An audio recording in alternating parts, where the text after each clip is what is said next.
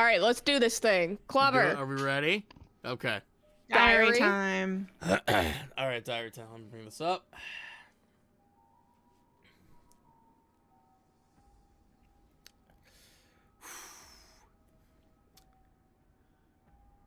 Dear Diary, yesterday was a much better day. I had lots of gravy, and then we went to find Ravi. We met a new friend! His name is Tony. I think he's going to be a great addition and a good friend to everyone. Tony was able to take us to the fighting bits where I saw my bathroom friend Tony. So Tony brought me to Tony, but I fought Tony and not Tony. But it was a good fight. And apparently we made money off of it.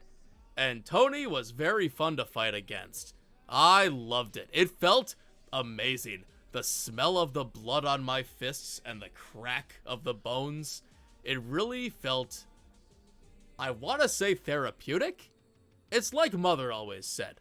Therapy is best when exploding your fist with emotions.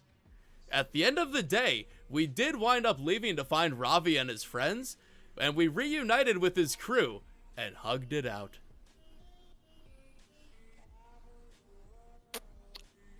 Sucks. Would you care to elaborate on that last piece? Yeah, I will. Okay, so so I'm gonna try and just throw all this into a quick little shebang, you know what I mean? So Uzu found us in the Fortune Club and was pissed that we got banned from the Crab Shack because he loves that place. But anyway, he was like, Dom is upset. You need to go find Mel because he thinks Hassan is just fucking around and we need to find Mel and you have 48 hours. And we're like, okay, no pressure at all. And he's like, you know what? Maybe if you find this Ravi guy, like, you'll be able to get some info and get into the Ruby Den, which was where Mel was. And we're like, Ravi, we know that guy. So we go down, we run into Tony, who's like, you broke my door. And we're like, maybe you should have built it better. And then we became best friends. And then, yeah, Klubbr fought a bunch. Sonia was like, hey, when you're at the Ruby Den, don't look anybody in the eyes and tell people that you're there to run the circuit. And we're like, we're gonna forget that. But Socks somehow didn't. Maybe it's because I wrote it down this time. And then also,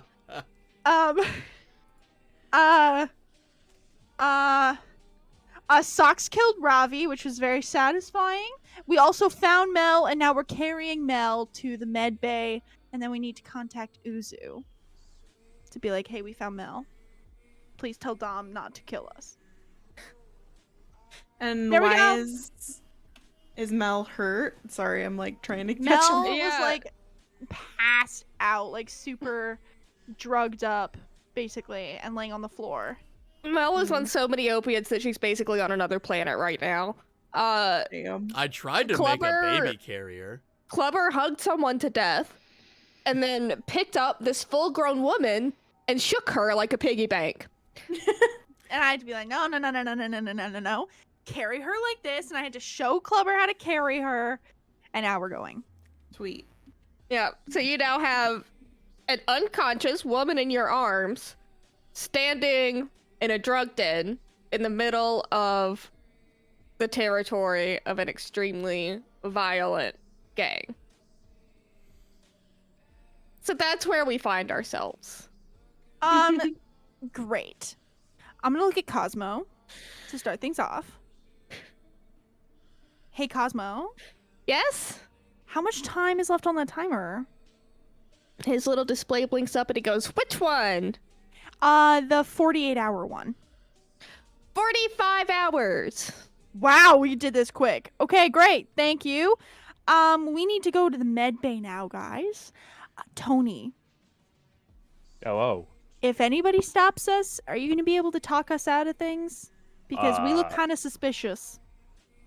I would recommend not getting stopped in the first place. That sounds like a pretty easy solution to your situation. Well, yeah, I agree, but we're carrying an unconscious woman out of the Ruby Den. Look at how many unconscious people there are. You think people care about one missing person? You're gonna turn around. That's true. Oh, you never know who you're going to run into. I've never been here before. Well, there's one exit door. Well, there was an exit door, so You we know know where we're what? going at least. I don't want to hear it. First of all, no, no, I don't need this today. I did a lot of things, I don't and need building this that door today. back is not one of them. All right. They don't call me Tony Rebuild the Doorman. They call me Tony the Doorman Del Vecchio. Okay, so I'm not. No, not You dealing don't with look that like today. you're near the door right now, so maybe you should change your name. Oh, I'm Where sure are you we will. going next? How about The that? exit or the bathroom? First of all, I don't know. Do you because- got a shit? Cause you know. No, I really don't. I got this shit scared Okay. out of me seeing a man get hugged to death. First of all, Well, second of welcome all, to the team. Get used to it. We do that here. We do that I'm not here. I'm not a That's big not hug even guy. the First worst. of all, That's not even the worst thing we've done here, okay? Anyways, Klubbr. What? Okay, so during this, Klubbr raises his hand, as you can see. He shifted the weight, so he's now carrying Mel just kind of like cradled in one arm, and he has his roll of duct tape in his mouth. And he's just gonna kind of say, "Tony, can you help me, duct tape?" What did you say? Tony, can you help me here? oh, with what exactly? I What need is you to this? take this tape, and then I'm just gonna like take Mel and position on my chest. And can you just tape her right here so she stays? That way I have both hands free if I need to punch something. I feel like that's not a good idea. first We're of gonna all. try not to punch anything, Klubbr. I think worst case scenario, you gently put her down, because imagine you have a person on your chest, you boom, oh no, I slipped, and boom, their head's gone. You know what I'm saying? I don't think that's That's a Whose safety head hazard. is gone? The person who I The punched? person taped to your chest, first of all, because your biceps are so boisterous, they just go out of the way to boom. You miss Are one you- little punch, boom, boom, boom, boom. What's going on? You slip and fall, boom, squash like a watermelon. That's Tony does very have a point. unsafe. First of Yep. all, Mhm. Are you flirting with me? Because my mother warned me about this. let me tell you something, beautiful man. If I had any sort of relationship with you, I could not hug you. First of all, I am too afraid of that at the moment. Other than that, you look very nice. You're looking good. But let me tell you, I got someone back home, if you know what I'm saying, a little cheese woman, if you know what I'm Whoa. saying. But Jeez, we don't need to Louise. we don't need to talk about that right now, okay? The big situation is you got a person here, and we're trying to get that person out of here. So Are you calling her cheese Capiche? because she's aged? Okay, we need to go, Klubbr. Can we save Yeah, this let's conversation? start heading towards the door. Can we bookmark this conversation really quick? Klubbr? Okay. Do you have a bookmark, Socks? No, but I can remember it for you. I will be your bookmark. I have one in my diary if you'd like to borrow it. No, that's okay. I'll remember. It's a piece of an ear. If I'm not gonna ask any questions about that because Ew. I'm afraid of the answer. You need to promise me something, okay? When we're leaving, do not punch anything. Just hold Mel. Don't do anything else. Don't open any doors unless we What ask if we're you to. attacked? If we're attacked, then that's a different conversation. And I will tell you to put her down and then fight. gently. Gently. Thank you, Tony. As if it were a human being. Pinky swear? Pinky swear. Remember, I have the whistle. I am ready. Great. Let's get the fuck out of here. Well, the exit is Tony, undoored, believe it or not. you know where the exit is, so we'll follow your lead, I guess. I cannot open the door, for I have Mel. There's no door. Correct. You've already solved that issue Do for we us. have to, Good like, thinking, role buddy. It's play still going a long through the hallway, rig again? right? Yeah, we still gotta go through the fighting pits again. And I know like a little. said- I know a little shortcut actually. I know a little In the pathway. bathrooms? Better. It's not in the fucking bathrooms, okay? God, it's a You're a grown person. You can take yourself to the damn bathroom. There's signs everywhere. I'm It's wondering bathroom. if the shortcut's through the bathroom. It's not through the bathroom. It is not through the bathroom. The where bathroom. is it? So Not the there's- bathroom. Where is the shortcut? So if we go outside of this room, take a right, take a left, take a right, take another left, take 2 lefts around the corner, you go up the stairs, but then back down the stairs to take another left outside of the All right, stairs. that doesn't sound like a shortcut. Is that a sounds like number even 1 or a longer. number 2? Okay, can you just lead the way? As the I was deal- saying, outside of the stairs, you take that second left and boom, there's a door. And let me tell you something, I like your guns here, Mr. Klubbr, but there's a room full of bigger guns, if you know what I'm saying. You know what I'm saying? Free of use, you know? Check it out like a library, don't take it back, you know what I'm saying? Can we Not take gonna their have to pay guns? any Can we late u- fee. Can we use their guns? You can use whatever you find in there, big guy. That's free of Socks, charge. I think we should you go know, get the it's guns. my retirement party's in there or something, you know. They left some stuff for me to grab, so we can take a few things out of there, you know, no problem. I am But, extremely interested in doing that. Yeah, there's one issue though. Yeah, is there people that don't want us to take these things? I feel like we might have to fight them. Yeah, the party the entourage for the party don't like me. I don't know what I did to them or their mother, but it wasn't important. Probably talking too much. That's not possible. No idea. I am the most well-mannered man I know, and I know many men. But Did you I talk know to their many- girlfriends? half of them don't even have girlfriends. What are you talking about? They're druggies. What kind of girlfriend? Whoa. First of all, it's a lot of it's a big party. Cause I mean it's me. They're sending off. Woohoo. Yeah, they don't like me. They don't like people in general. I think they're trying to keep people out of my little party. Maybe he's saving it for someone else, but it's my party now. You know what I'm saying? So we go in there, we crack a few skulls. Big guy gives a few more hugs. He loves giving hugs, so I get the guns, get out of here. You know? Sweet. I was told not to punch or give hugs while I'm carrying Mel. That's when you're gonna set it down, and then we do the deeds. You know, deal with the situation Preemptively. preemptively. That's a big word. I don't know what it means. Mm-hmm. That's okay, but we're gonna deal with it. You know. We will cross that bridge when we get to it, Klubbr. Socks, I didn't see a bridge on the way here. It was all I hallway. knew you were gonna say that. Fuck.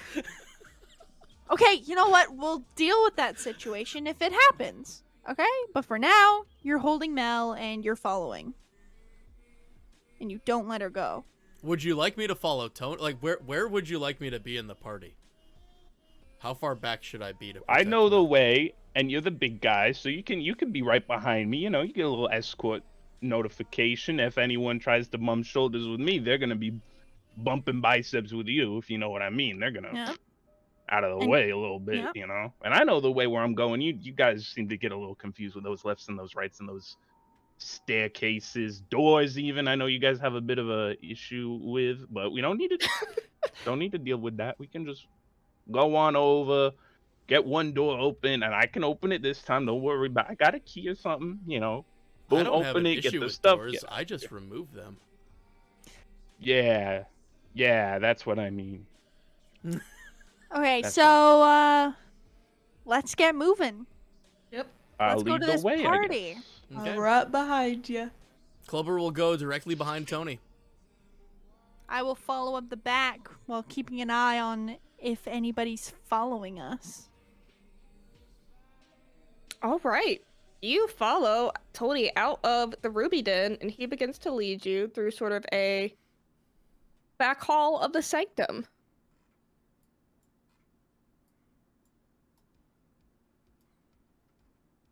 And as you go through, you don't really see that many people. There are a couple of people stumble drunk outside. You can still hear the din of the fighting pits a little bit deeper in the den. But for the most part, this is a pretty abandoned passageway.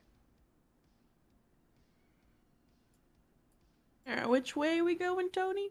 Yeah, it's just left to the right, to the left, and then up and down again, and then you turn the Oh, do-si God. do, turn yourself around.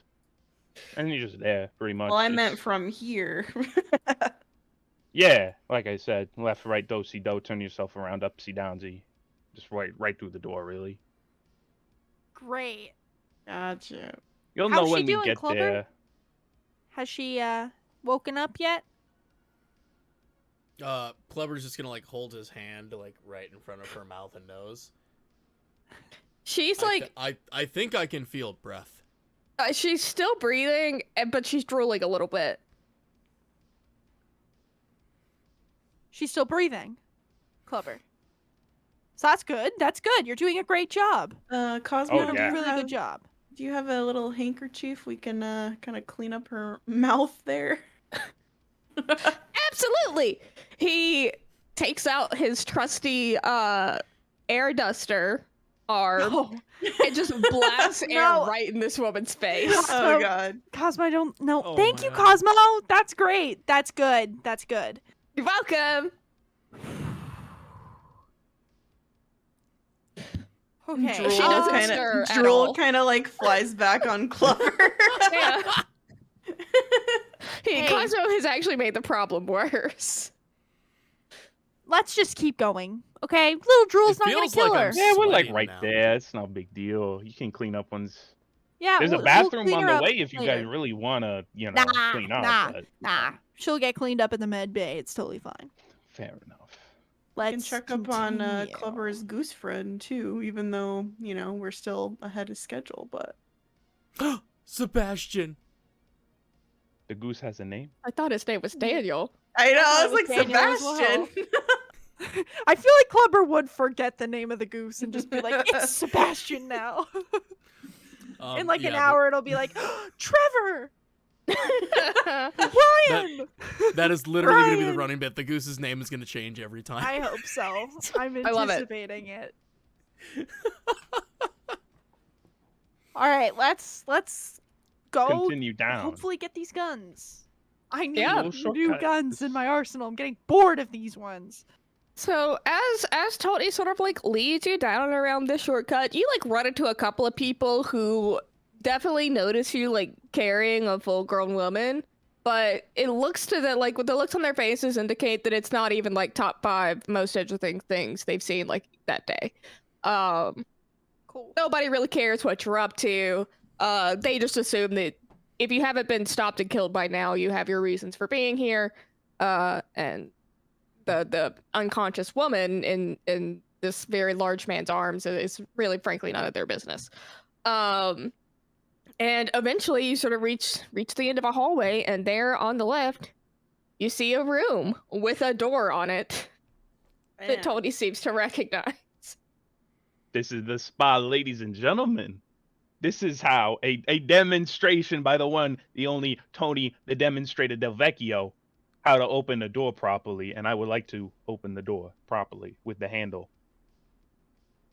So you open the door with the handle. You don't rip it off of its hinges. You use it like a normal door is meant to be used. For perhaps the first time in this campaign. And inside, you see a bunch of litter bottles, trash bags scattered everywhere. You see boxes stacked really high on one side of the room, and then you see a really dingy table set up. It looks like it's actually been like ripped out of the floor of a diner, and has now been sat down sort of cattywampus on the floor where it doesn't like sit quite even. And there are just 4 dudes around it playing cards. Before Hey, we enter if it in, isn't Klubbr my would like best to friend. set down and just kind of like prop against the wall, Mel, just so she's like sitting kind of nicely against the wall, I'm and just then gonna walk in. no. I'm probably gonna notice that and just stand next to her. Wait, did you put her down outside? Outside of the room. Okay, I'm gonna like stand in the doorway once everyone Yeah, I'm goes gonna through, stand so on the that I'm other side of the still doorway with next you. to her, because I'm like, I don't know, man. I'm still worried. Apparently, she's very valuable. So these 4 dudes see a large rabbit, and what appears to be a normal person standing in the doorway with a guy that they sort of kind of recognize, and then a really fucking big dude. sort of hovering right inside the room. And they look up from their cards and they're like, what the fuck do you want? Hey, let me tell you something, ladies and gentlemen. I'm assuming, are they all gentlemen and ladies? You know what? Whatever you may be. My name's Tony Del Vecchio. Work here, doorman. You might recognize me from setting up this fantastic piece of work. This is a door DTX 6001. Brilliant piece of work right here. Let me tell you something. They don't make doors like this anymore. And you know what? They don't make men like you guys anymore, because you guys, some of the finest bunch I've ever met. Now, they let me go today. Unfortunately, it's my little retirement party. I was heard around the bird's eye view that there was some little presents for me to take home with me, stuff like that. Want to know if I could just pick them up, little good doggy bag, take that out, and be on my merry way. So how you doing? They're letting you go. All right. Well, once you set up every fucking door in the building, they don't really have a job for the doorman anymore. I'm really good with doors. Brilliant piece of work. There's no door that has been ripped off of its hinges and thrown around to the ground like it is some sort of toy by a giant man that may or may not be standing behind me. However, there's no more doors for the door guy. What do? I leave. That's what they let me do today, unfortunately. Well, they look at Klubbr. They look back at you. And look back at Klubbr. They're like, does he have a question? Is he raising his hand? Oh my god, why are you raising your I'm hand, just big gonna guy? quickly look at Kirara as Klubbr puts up his hand and be like, okay, we're about to get into a big fucking fight. That's So I have a feeling. prepare yourself. don't need to Would- fight. I'm Would saying it- that to Kiara. We're outside the room. Oh. I was like, Klubbr's just gonna like look at this like, if you could give us just 1 second, kind sirs. I'm just gonna look down at Tony like, I didn't know they fired you. Would you like me to break more doors for job security? No, fuck no. What the fuck are you talking about? I don't want you to lose your paycheck, Tony. You think I get a fucking paycheck? I don't I tell you, they fucking just put 0,000,000 on my fucking paycheck. That's what they gave me. I'm happy to be gone with this job. I envied the fact that you made my job harder for me. That's why I got so fucking mad when you threw that door over. Okay?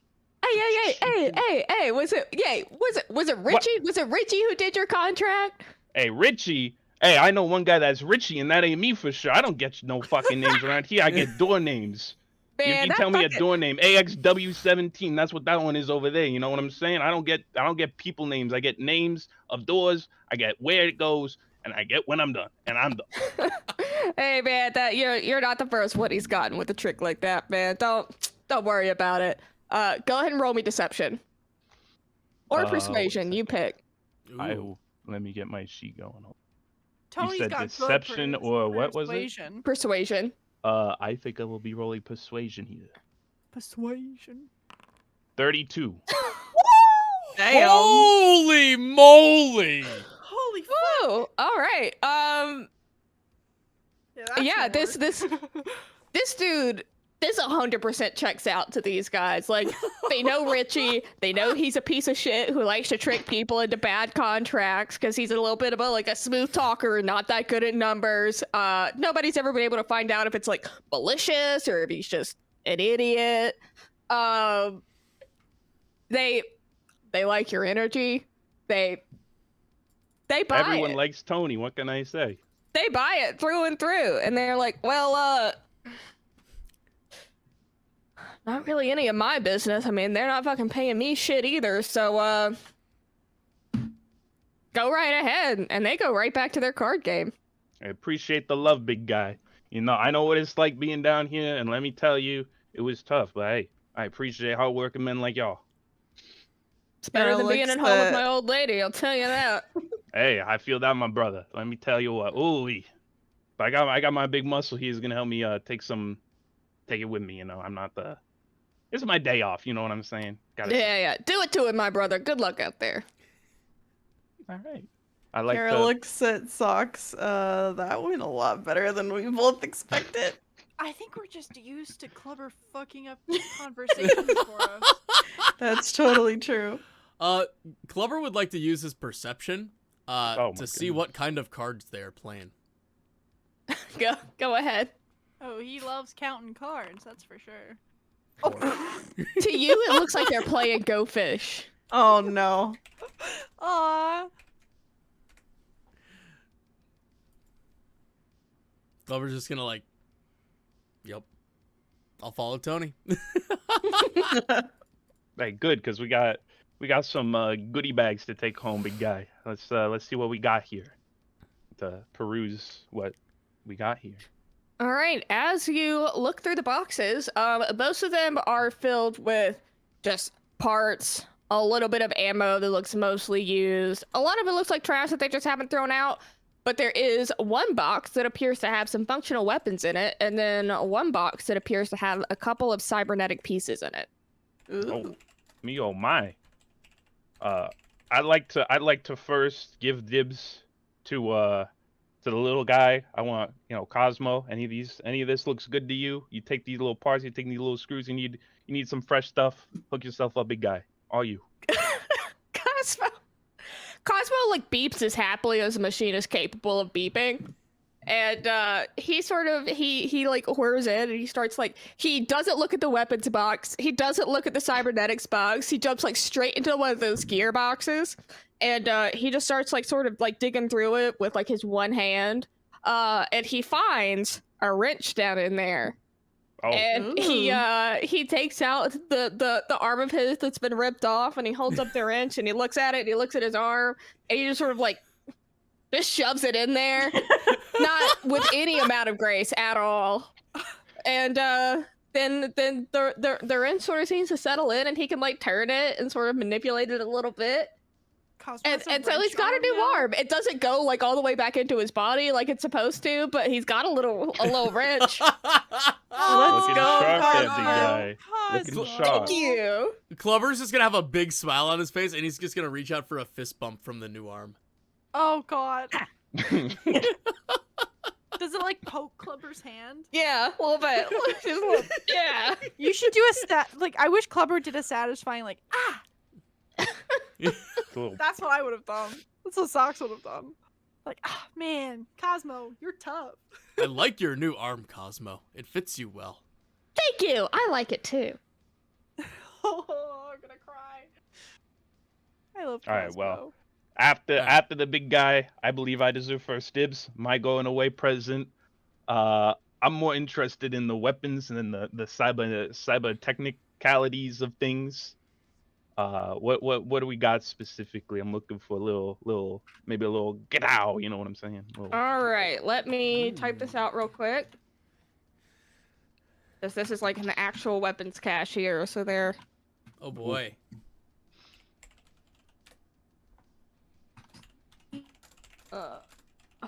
I'm so happy for Cosmo's new arm. He deserved it. He does. Cosmo's such a good boy. Oh.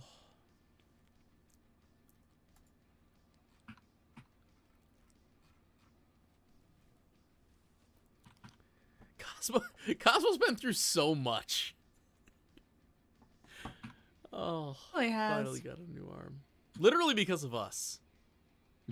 What took his arm again? I forgot. You guys ripped it off to pretend to be maintenance people. Oh no. Yeah. Yeah, we did that. Okay. And it turned out that they didn't care at all. They didn't give a shit. No. No. They literally didn't care.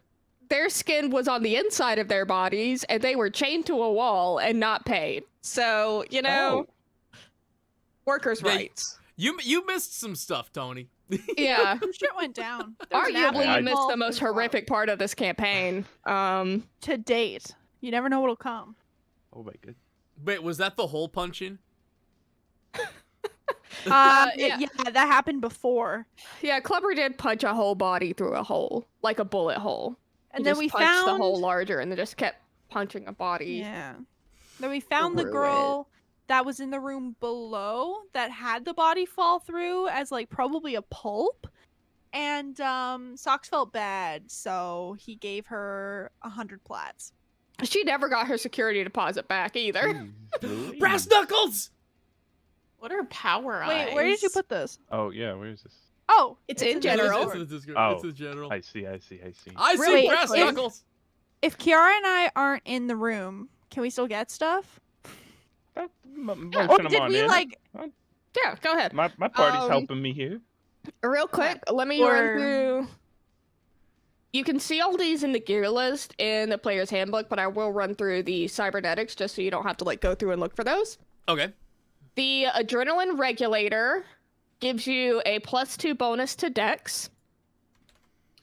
The deployable shield, as a bonus action, will let you turn one free arm into a shield and gives you a +1 bonus to AC. The power eyes are an eye augmentation that it means that you no longer have disadvantage on ranged attack rolls that are past normal range. And then the Vox box is it allows you to imitate another subject's voice entirely. It doesn't help you mimic their mannerisms, but you can mimic any voice that you have heard previously. Klubbr finds that amusing. Those power eyes sound so good.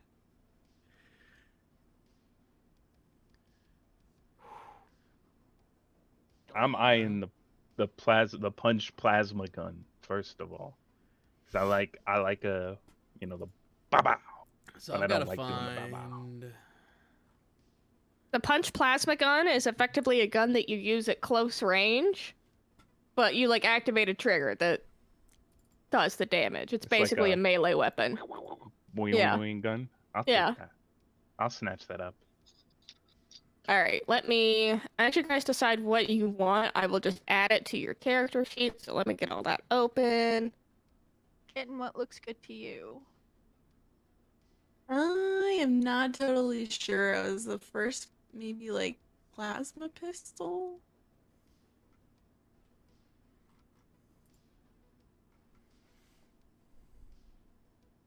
Because I basically like what do I? 1d6 fire for the plasma pistol. Oh, Oh, man. it costs 25,000 plats. What the hell? Yeah, Oh, what man. page are the weapons on? Let's see, weapons are 120. 120. That is the list. I was gonna look at these because I saw brass knuckles, but I know I already have gauntlets, so I don't know if the gauntlets are better or worse. Where is that rifle? Is there that pinned somewhere? I know Avi literally just shared that. For what, the book? The item list, or yeah, the big book thing. It's in campaign planning. Oh, the It's the Ultra first- Modern 5. Yeah. Yep. Okay. And Yeah. then page 120. Oh, I need to start pulling some stuff from Neurospasta. There's just not any native Foundry support for Neurospasta, but they do have some neat gear. Oh, wait. Am I proficient in two-handed small arms now, too? I think so. I think you are. Because then I could take that Yes, you rifle. are. Oh, man. Does anybody else want that rifle? Because I would love to take it if nobody else wants it.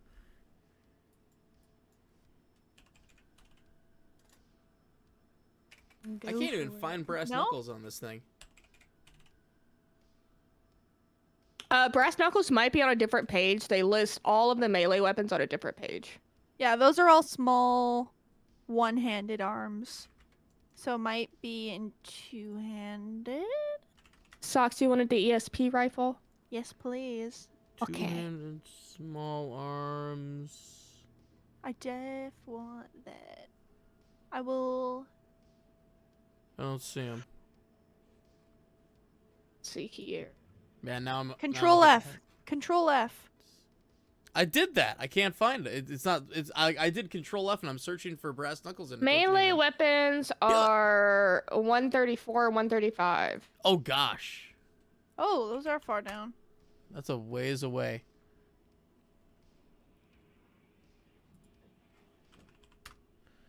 Okay, so there we go. What was the deployable shield? Was that just what it sounds like? Yep. Wait, a punch? It's a an punch gun arm is a melee implant. weapon? Because you punch Yeah. them with the gun. It just has a trigger. Oh my Yeah. gosh, it sounds For us amazing. without the big fists, we got a little substitute in the form of a gun. It's an impact-triggered firearm. Oh my It discharges when a short relay is triggered an inch from your unarmed or melee attack. But yeah, the deployable shield is a cybernetic arm implant that just lets you deploy a shield and get a +1 bonus to AC for as long as the shield is deployed. I literally already have 2 brass knuckles in my inventory. Why am I even looking this up? Wait, since my hands are so big, can I fit 2 brass knuckles on each hand? I think that'd be cheating. But it's up to the DM. You could like melt them down into like brass knuckles deluxe, and have That like. I will allow. I feel like that would Let's work out go! pretty well. Get that extra large, like the big men's setting. You could have Hey, like so- Cosmo or Uzu like weld you some custom brass knuckles from all of the knuckles you have collected. So I will That's take cool. these brass knuckles and bring them to Cosmo and say, Cosmo, is there anything you can do to combine these and to make them even better brass knuckles? He takes all 3 of them and he looks at them. He goes, I think I could do something. We'll have to get out of here first though. I'm just gonna nod with approval. And like, Klubbr has a big smiley face on right now. That's great. All He's right, so I'm gonna happy. put all of these in your inventory. I have so many. I have 5 sets of brass knuckles. That's crazy. I have literally. I could put 1 brass knuckle on each finger. Turn them into brass rings, and then boom, the brass ring knuckle. All right, Tony, you wanted the punch gun? Yes, Oh. please. Kitten, did you say you wanted one of the plasma pistols? Yeah, am I looking at 125? Dude, that punch gun is worth 32,500. That's a punch. Is this a punch gun or a punch plasma gun? Oh, wait, that's It is a punch plasma gun. plasma. Never so this mind. is the punch plasma gun. So this is the Yes, let expensive me- one, yeah. Let me fix Holy it. moly. The plasma pistol is on page 120 on the PDF. At least it is on mine. 120. It's like I'm in a just big gonna list, test the roll. Oh wait, hold on. and it's in the P section. Yep. The plasma Um, pistol is a right one-handed underneath. small arm. It does 1d6 damage. It's Oh. right underneath the one-handed grenade launcher. Well, I don't do a lot of damage anymore. Is it good? I don't know. It's a gun.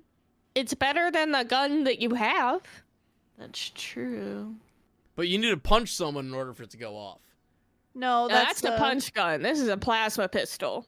We have a plasma I punch thought we were gun talking about I thought we were talking about the punch Yeah. gun still. My bad. and There's a only plasma one pistol. punch gun. There's 2 plasma pistols. Okay. There are also 2 spike bayonets that do 1d8 damage instead of 1d6. I was thinking about one of those. Could But Klubbr I tape them to his also- arms? Do quite want a cybernetic. All right, I'll just throw it out there. There's 1 cybernetic per person in this party right now. I was gonna get into it, but I was thinking Tony's big thing is that he's not gonna ever use a cybernetic because of his jealousy thing that I have. Also fair.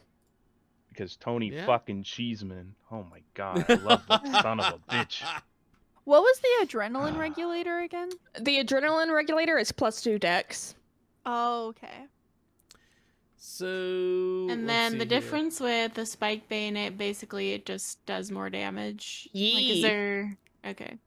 So the what does the deployable shield do again? Just deploys Uh, a shield. It deploys a shield. You get a bonus to your AC for as long as the shield is deployed. So it's a plus shield 1. on my person. Yeah, it's a cybernetic that implants in your arm, and you can basically make a shield. Just like- you don't care. You said cybernetic implants into arm. Klubbr likes his arms. He would like that. Okay. I'll probably do the spike bayonet since it does more. How many charges does it have?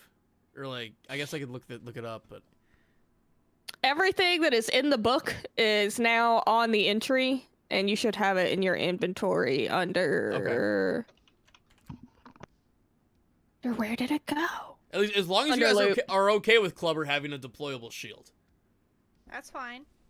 You're usually at the front of whatever the fuck is going on, so I would argue Exactly. that that's You're probably the usually- smart move. You're usually the one that gets hit the most, so Hey, what is that supposed to mean? you're in the middle of the fight, whereas I'm on the outside.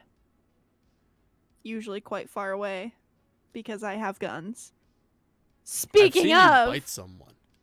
I would like the power eyes if nobody else wants it.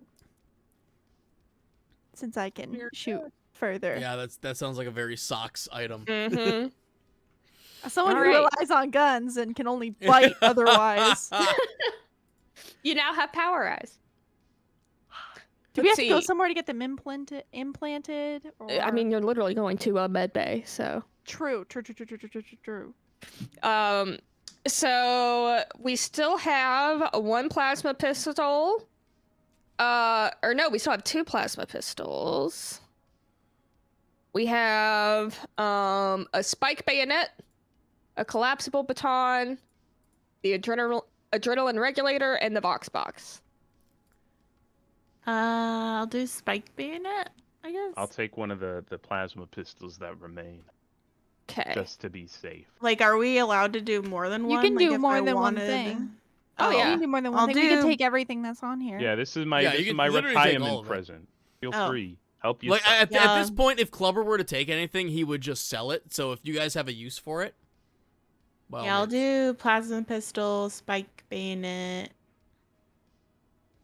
Like the only thing Klubbr would do is take the leftover plasma pistol and ask Cosmo if he wants me to tape it to him. Has the adrenaline regulator been taken? No, it has Nope. not. Because I think I am good with Dex, right? You 'Cause are good that'll- with Dex. Yeah, I'll take that then. There you go. Woo! And then I put, let's see. Do I change my stats? Yep. No. Oh. Just add a +2 bonus to dexterity. So if it's at 20, I can do 22? Yes. Okay. Wow. Holy. Ooh. Woohoo. Big What? I like big Jeez. Big numbers go burr. Dang. Let's look. Okay, so We still just the have collapsible baton. collapsible baton and the Vox box. Does anybody Actually, want the Klubbr Vox will box? take the collapsible baton. I have ideas. Oh my God. goodness. It is used for, it says in the description, a simple metal or carbon fiber tube that extends as a free action, used as a cudgel weapon to bludgeon foes, bruise flesh, or break bones. What could go wrong? If no one's interested in it, I will take the Vox box. I feel like I could use that. Go ahead. I don't need no fancy doodads. You don't need no fancy doodads. No fancy gizmo-wismos for me. I'm Take it. You take it because you will hate yourself if Klubbr gets his hands on it. I'm warning you. Right now. I'm warning you right now. agree. I'm saying if anyone in this room that's not us finds these items on some form of market, they're gonna wonder where it came from. I'm just saying. So I'm not taking more than I need, and I don't need none of that. Well, you have now cleared out all of the boxes and don't just contain trash. Because these folks are very disorganized. And now you're just standing in a room watching these guys play cards. As Let's you pocket leave. your new weapons. I am, as soon as I get my weapons, I am running back to where Mel is. You could take a brisk walk. You don't. They're Okay, I'm No. not actually running, but I'm moving very I quickly without causing swiftly. anybody to stare at me and be like, what are you doing? Fair enough. I give them the old appreciate it, fellas. Have a good day. Rest of your careers. Hope it's a long and healthy one. Outside of that, you know what they say. Get it done and get it done quick. Hey, you know how Get it done indeed, my friend. See you around. I hope you all have fun counting your cards, and we will meet again. And Sweet. then he's out. As the four of you and Cosmo leave the room, Oh god. you just hear one of those guys sort of behind you as you walk away going, "Did you know that fucking guy? I didn't know that fucking guy, did you?" But then their conversation sort of fades as So you wait, continue down the hallway. like Klubbr could hear them say that? Yeah. My name is Klubbr. As he's just gonna yell out as he keeps walking. You just hear one of them go, okay. Okay.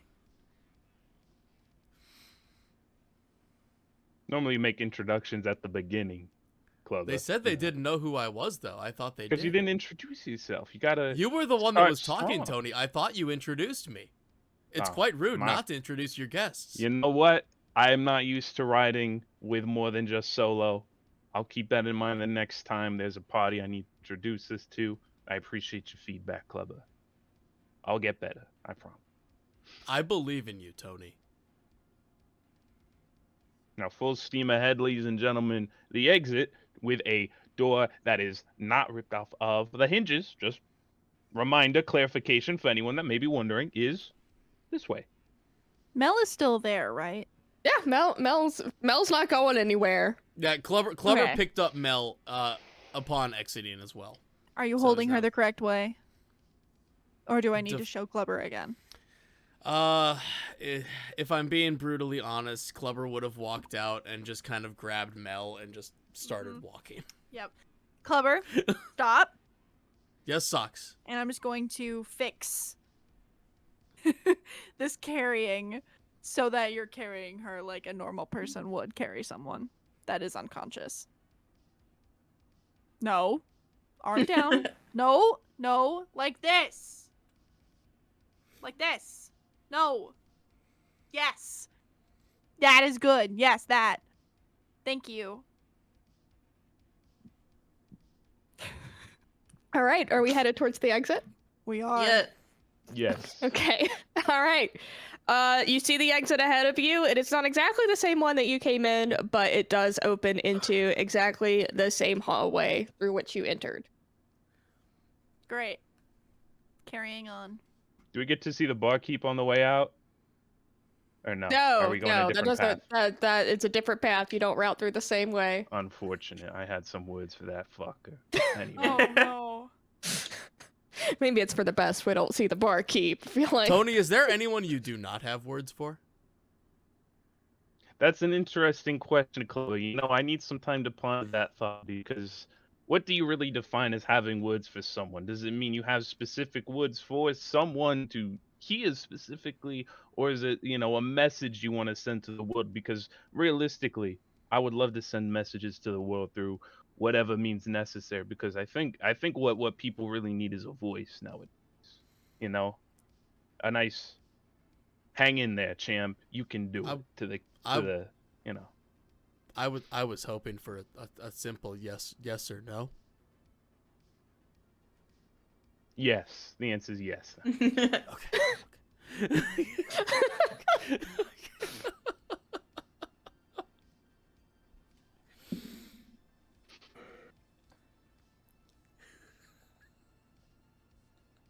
Great. you're back out in the hallway. Where to Alright. next? Medbay. Medbay. Medbay. Socks are trying to get us to that med. We are- Trying to get y'all to I move. know. Going Like, to the get this med bay. rolling. All right. You all pile into the elevator and you start heading up. Oh, yeah. They never change this fucking song, I swear to God. Same fucking thing every time. I don't know who does it. And pretty soon, I love this elevator cinematic though. It's so good. Oh it's yeah. so good. It It's is so so good. good. And pretty soon, you find yourselves Oh, back out in the hallway on level 121 where the med bay is. Oh How my fucking familiar. God. Even smells the same. Smells like not drugs for the Like first time dead in 3 fucking goose. days. Let me tell you Yeah. that. God bless. Tony, congrats. You got out of there. Yeah, thank you. It is there's showers around here. They don't How fucking long bathe has down it there. been By the since way. you've been back up here? How long do you think it takes to build 127 different doors for some fucking druggies? 5 hours. minute. Damn. A little bit of time. I'll It be only honest. took you You a haven't minute. showered that whole time? Why would I? There's still doors to make. You finish the doors. You're Ew. not done yet. Why 'cause shower the when doors you could break. make doors? I was Also- wondering what that smell was. Like that den is like a casino in that there's no windows, you can't see outside, and there's no clock. So like, how does one even measure the passing of time? Socks, I By the amount of don't doors mean you to. build. I don't mean to bring 128 anything into doors this, later. but none of us have showered since we've been here. I'm a rabbit, dude. People expect me to smell like shit. You know, I've just been That's turning not- back into my cat form and like licking my fur, so I'm clean. Yeah. Kiara's That- set. The Does rest of that- y'all are nasty. Wait, does that still- like Klubbr's just gonna stare at Kiara? Does that work? Yep. Don't. Don't Don't. shower. I mean, I Don't. don't like No, water. Don't. Klubbr. Welcome to the team, Tony. Just in the I daylight. he's taste doing it. terrible. Yeah, probably. You have Taste how brain you guts smell, all over probably. you still. Oh my god. I was gonna say there was a hint of blood. Because we haven't showered since we got here. We've been here for a few Is days. there a probably shower week. on the Kodiak? No, Cosmo? but there is a shower in the rooms at the Fortune Club that y'all rented. You Oh, just chose not to use them. Maybe we'll have to stop by after we drop off Mill.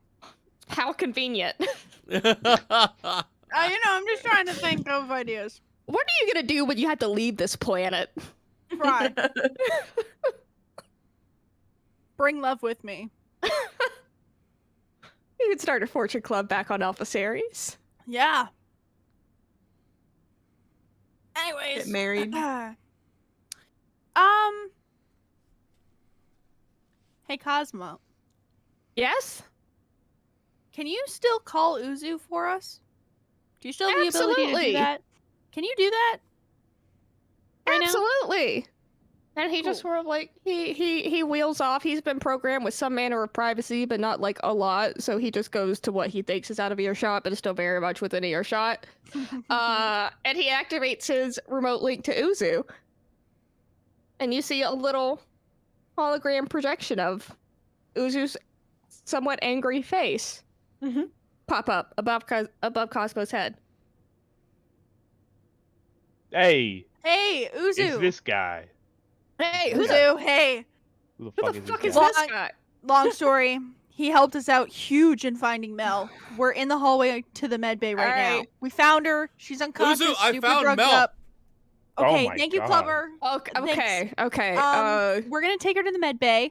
Do you think it is important for one of us to stay with her while she's there? Yes, I do not let her out of your sight. I Um, volunteer. and when you're done there, meet me back at the Fortune Club. Don't go anywhere Absolutely. else. Yes, No sir. pit stops. Yes, Yep. sir. Socks No is geese. excited No about that. eggs. No Yes, sir. whisks. Yes, sir. No whisk. Back here. Yes, sir. I We'll will make it I will quick. stay there with Mel and Tobias.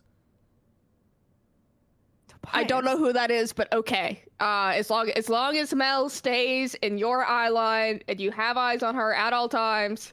He's doing this with his Yes. paws, but his paws don't like quite oppose all the way, so he's like Yes. he's doing his best bear Is impression. Tobias the new name for the goose? I think it is. That's the only other named species named being, if you will, that we know is in there. So, Could I great. could I get a word in with Mr. Electro Screen here real quick? Yeah, who the fuck are you? All right, first of all, these are your kids? What I- the fuck? Look, it's a long story. They're doing some work for me that's a little too dangerous for me to do myself. They've been doing mostly a good job. But you know Good. how it is. It's business. Business. You Yeah, I like gonna a thing or put- two about business. Hey, all I'm saying is that this sack of friends you got here, they need a little foreign correspondent. You know what I'm saying? A little mano a mano, little silver tongue action going on around here. They don't seem to be the best directed, if you ask me. but I Listen. They're good people. They've done good work. No hate on them, but I sent Cosmo with them for a reason.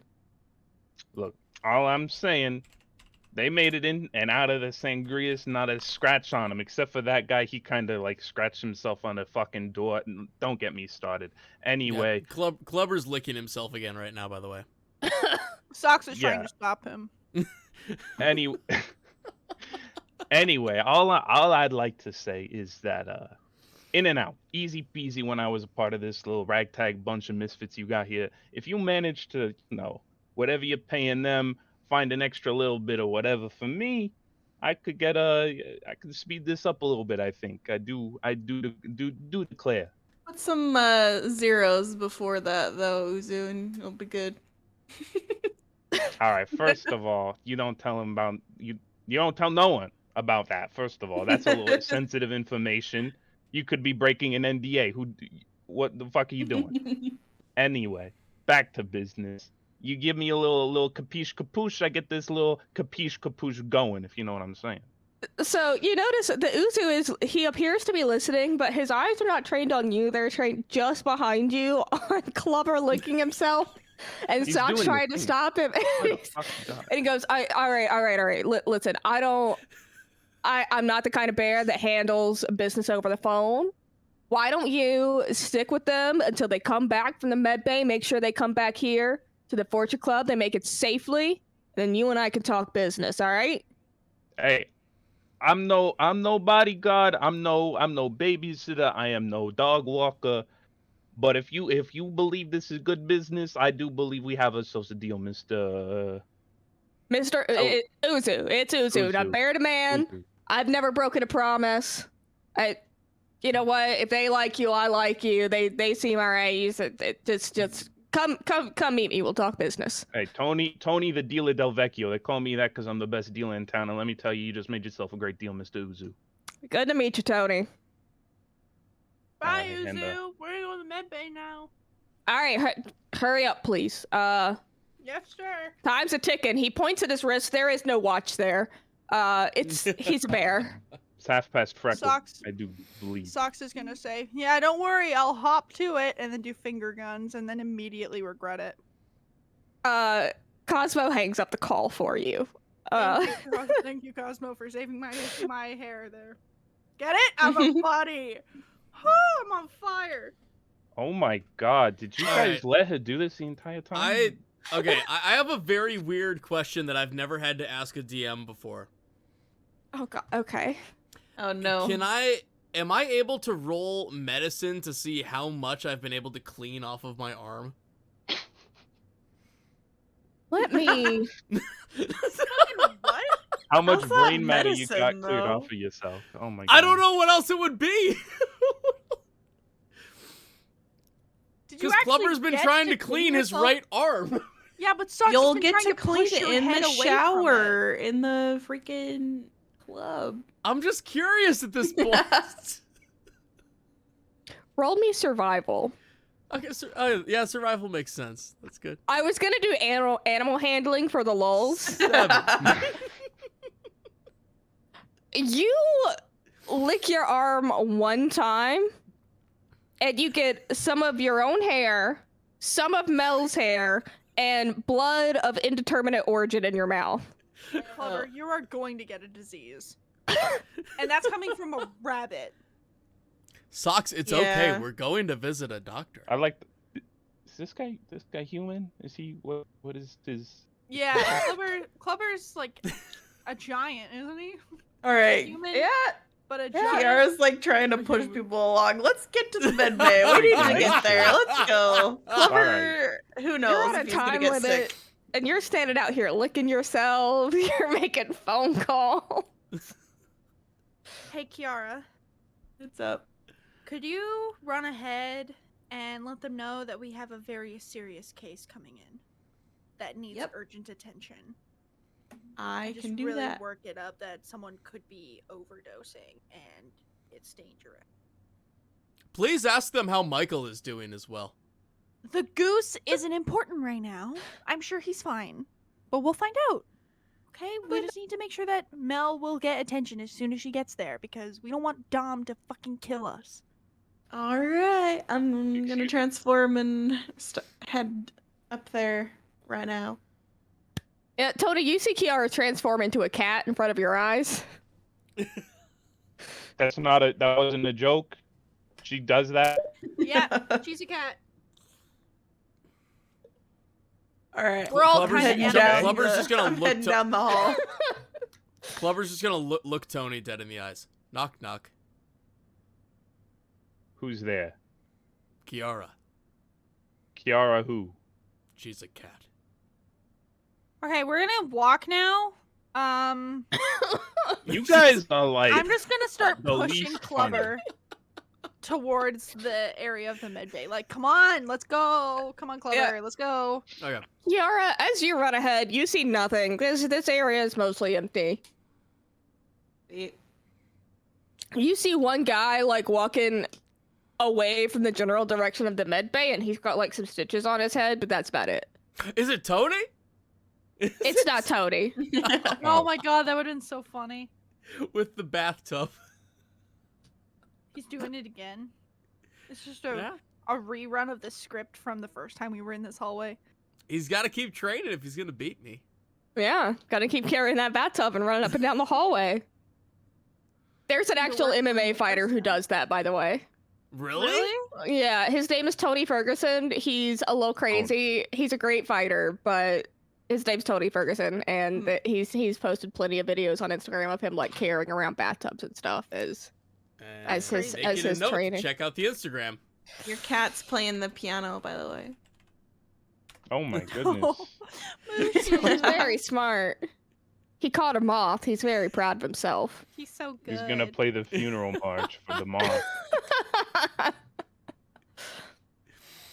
Yeah, Kirara, you make it basically all the way to the door of the med bay, without incident, but the doors do not slide open for you in your cat form because they're not programmed to do that really. I didn't put those doors up. Let me. Okay, Ah, I doors are de-transform Klubber's specialty. so that the doors, pick up my human body and head right in and just tell them that we got a patient heading their way just to get a bed ready for Mel. Yep, the only person you see in there is Jones, who you spoke to the last time y'all were in there, and a couple of nurses that you don't really recognize. But he just sort of nods. He's working on somebody else when you come in, but he just sort of nods and motions to one of the nurses, and they start getting some things set up. Sweet. I am going as quick as my little rabbit body can take me. Because for some reason, Sux is taking this way too seriously. Like, I will save her life. And then maybe Lev will want me. But I can't think about that. I must save Mel first. All right, y'all heading towards the med bay. Yeah. Get Klubber's that booking one it there. over. Let's go. We are going. Roll me a perception check. Oh, shit. Ooh. Why the fuck are we rolling? Should perception? I, since I'm already there? Or No, you're good. Okay. 19. 18. 17. Oh, come on. 24. So as you go down the hallway, you look over your shoulder, and there's a box. Oh, God. As you continue down the hallway, you look over your shoulder, and the box is still there, but it's like at the same distance that it was the first time. Sox is gonna shoot the box. Oh. He's gonna shoot the box. my All God. He's right, gonna shoot the box. roll for your attack. Is that considered a surprise attack? Yeah. Did Socks just take a page out of the Klubbr book? Shoot first, ask questions later. God damn. Surely it is not an ally of any sorts. That would be impossible. Oh my god, what if it's fucking Cosmo? There's no way it's. How would Cosmo get under a box? No, you see Cosmo. It's not Cosmo. Oh, okay. Okay. Cosmo's in your eye line. Do I go with advantage? Since Yeah. Okay. What if it's Mel? It's not a box that can fit a person. Oh my Eight. goodness. Go ahead and roll for damage. Goodbye. That's a crit, right? Yeah. Yeah, that's Yep. a crit. Oh my god. Oh my god, this box is Swiss cheese. So you shoot the box. It fucking explodes. The box goes flying, first of all. Then blood splatters everywhere. And then there's just like a spray of what looks like plats. And when it all settles, there is a small space goblin who has now been vaporized. And only his body remains. I just Alright, we cleaned this gotta- suit. I just cleaned this. All right, team, Fucking we gotta fine. look out for space goblins now. 'Cause why the fuck is there a space goblin here? Well, mean, maybe there if we were- asked him a question, we could have figured that one out. Klubbr is going to hand Mel over to Tony very quickly. I'm trying my best, I guess. Klubbr, real quick, you would remember that this type of space goblin is the same type of space goblin that was chewing the fuel lines on the Kodiak and huffing jet fuel. That's literally why I was gonna run over there.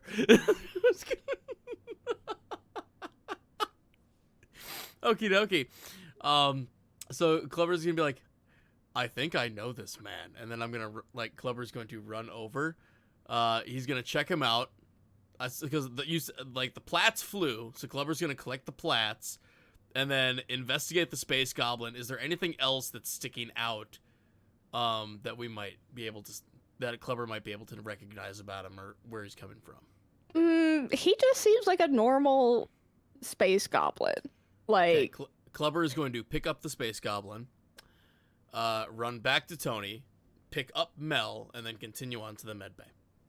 okay, as you pick up the plats, you look down at them and you notice that they are actually just bottle caps, where a very crudely drawn image of the goblin's face has been sort of scratched in to make it look like a plat, but with his face on them.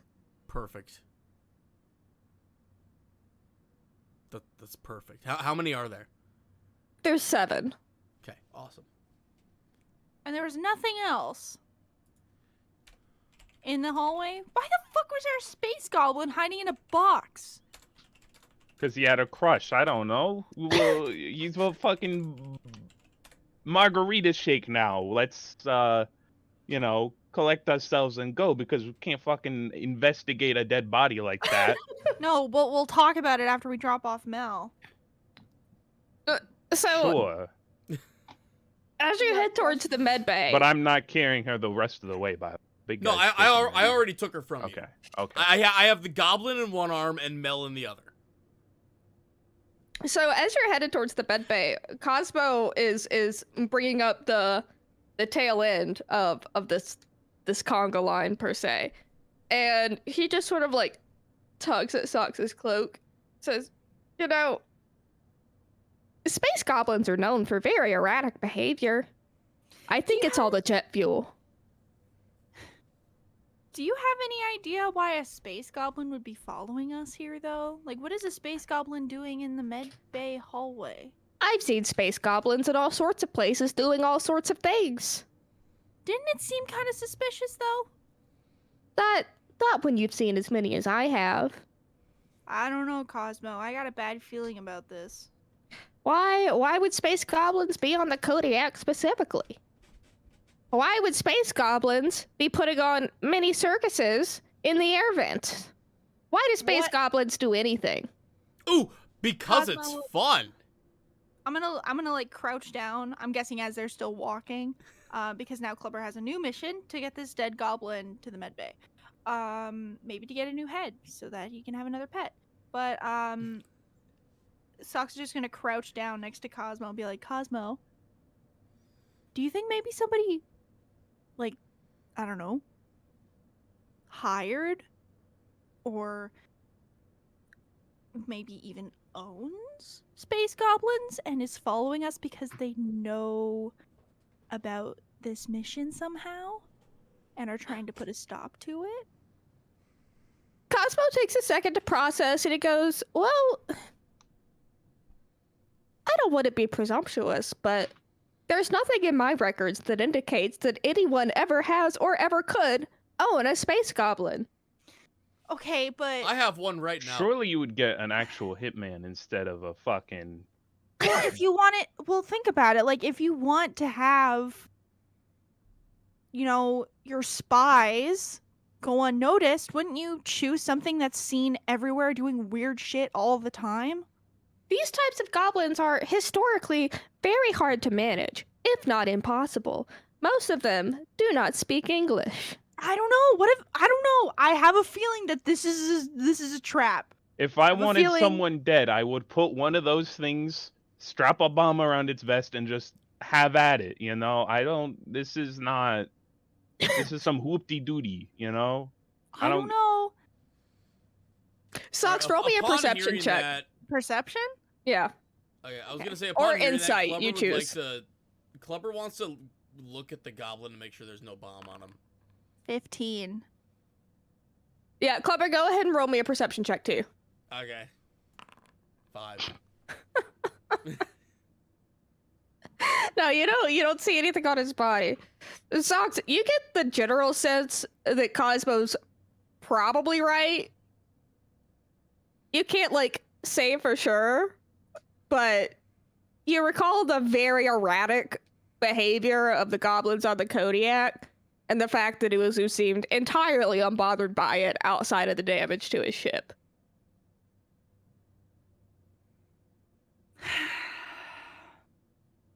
Oh, Okay. What? Is that Loki or Klubbr? No, Klubbr is literally just not even gonna ask. Just both Goblin and Mel drop them right onto Tony. Oh my fucking god with this. What What are the you fuck? doing? Socks. What? What? The headache with pictures is back. The memory, the flashback, The the The vision. movie. What do you see? What do you see? What? Cosmo, can you plug your ears? Cosmo puts his hands up to his non-existent ears.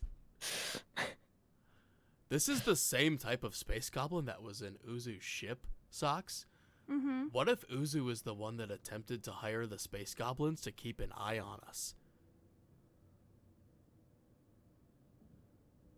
Why do I agree with you?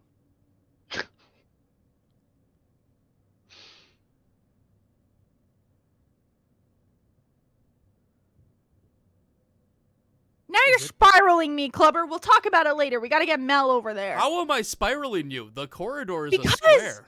No, my brain. Klubbr, my brain. I'm thinking about things that might not even be happening. What if... I'm gonna, start... Like the walking. paradoxal of a multiverse. No way you know what that No. means. Yeah, it's like if I didn't in another alternate universe, if I did not drop Mel and the goblin onto Tony, then maybe I would have tripped on a pebble and broken my neck. I don't know. Let's just walk. Let's just go. I'll think about it more Okay. later. At this We need point, to go. Klubbr is going to not just scoop up, he's not gonna, because he kind of chucked both the space goblin and Mel onto Tony, and at this point, I'm guessing they're just a jumbled mess. So he's gonna pick up all 3 of them I do not like that. and just start going. All right. You walk for just another minute or two, and you're now at the door of the med bay, and it slides right open for you. Doctors, I have patience for you. Jones and one of the other nurses comes over, and he actually lifts Tony out of your arms first. Thank you. I appreciate the concern for my well-being, unlike someone here. He's like, You good, bro? Are you? Your nearest shower would be nice. Washcloth, soap, the like. He sets you down and he goes, I mean, we have some biohazard showers over there, right? Yes, thank you. And then he takes the dead goblin and just sort of looks at it and then looks at Klubbr and just sets it down on a table. I was hoping that there might be some parts that you could use to help fix Francine. Fix who? Socks is gonna step in and be like, this girl, and point at Mel, is high on something. She's super drugged out, and we're worried that she might die. So if you could help her You need me to sober her up? quickly. Yes, quickly would be great. Oh yeah. All right. Yeah. Set her down on this bed over here. And Socks is going to grab Mel with whatever strength he has and put her on the bed himself. Yeah. So Jones, just really quickly, he pulls out an IV. He flips Mel's arms over, gets the IV in, and he says, we can get her on a drip. Maybe take her. Where'd you find her? A not great place, unfortunately. Do you know what she was on? Maybe like, do you? Opioids of some kind. She was on the floor. Oh, that's not what he meant, Klubbr. Why don't So- you go ask a nurse about You your know goose? what the people by the fighting pits usually take? Oh, those Sangra boys, rubies. Gotcha. Yeah. Yeah. Give it an hour. An Give it hour? an hour. She'll be in good shape. We don't have a waiting room if you want to stand here. I don't know. It's Yes. quiet hours right now. We will. if Cosmo, that's set okay. a timer for 1 Yeah. hour. Cosmo deletes the first timer Wait, and sets a new timer for 1 hour. Oh no. So did they give her anything, or did she just have to kind of, She has not an IV wear off? in. Oh, okay. And Jones sort of motions to one of the other nurses, and he does a sort of hand signal that you're not super familiar with, but you can kind of presume that it's just, they see this kind of stuff all the time. So Okay. Hey, Klubbr.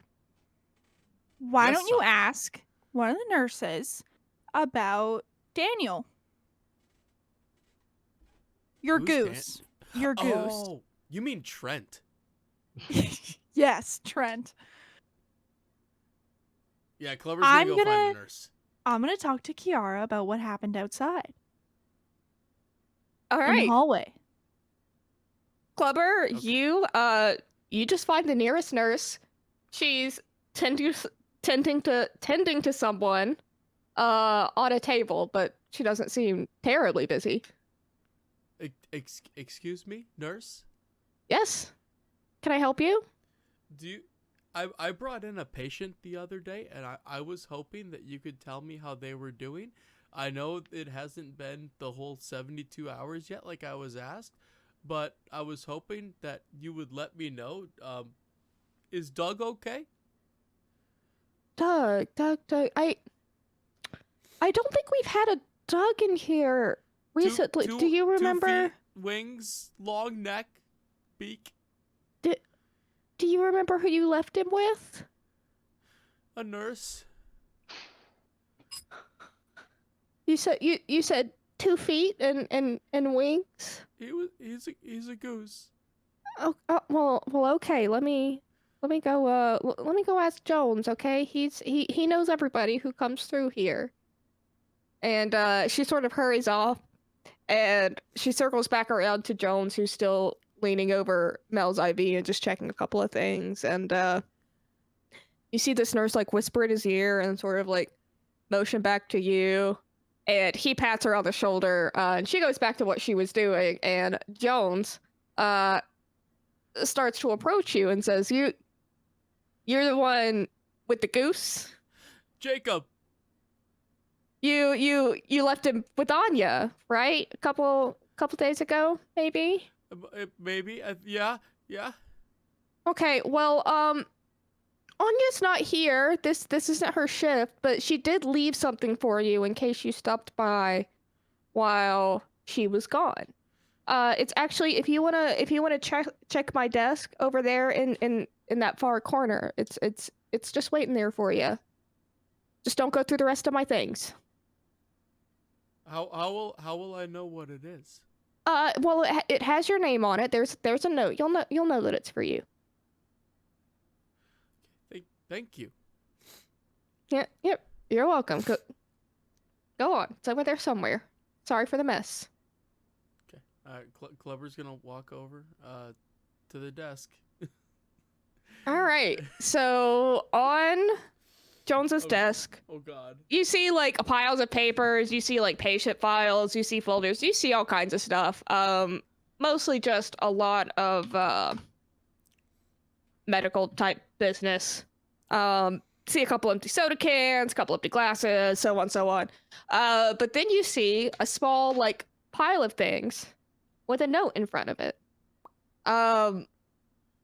You see what looks like a sort of like woven type deal. You see a small figurine and you see the note.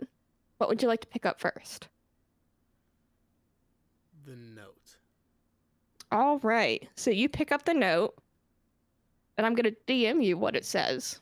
Oh God. Since the rest of the party is not privy to this. Oh God.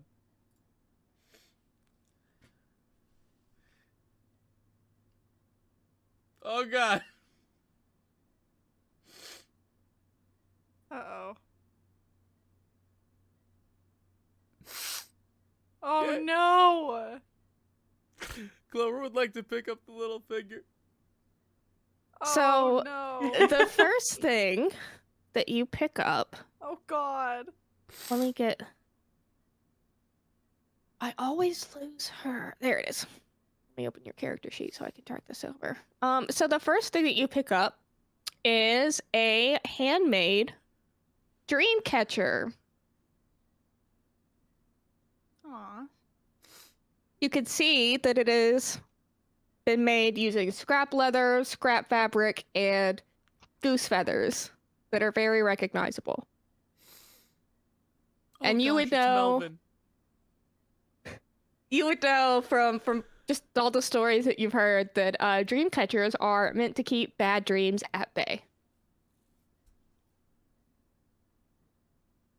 Aw. And you pick up the other thing, and it is a not full size. It's only about this big. It's very small little thing. But it is in the shape of a goose. It's a little figurine that has been carved from what appears to be bone and hand painted to look like an actual goose. It's also a little bit mechanical, so when the tail is pressed, it opens its mouth and makes a very small honk noise. Hyonk. Not the Oh, honk. God. Hyonk! I'm actually And- crying right now. I just added That's that so to your funny. inventory so you can see what that item actually does. Ooh, it does something?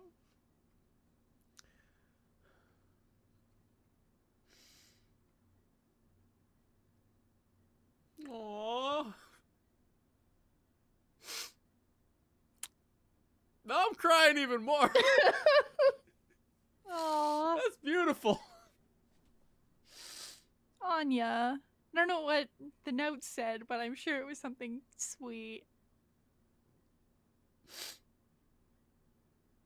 And that's all that there is for you on the desk.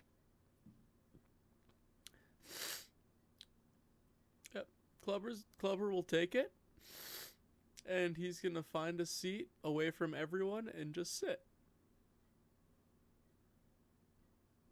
and cry. Did they end up cremating the goose? You have no way of knowing. Anya's not there. You could try to ask Jones if you would like.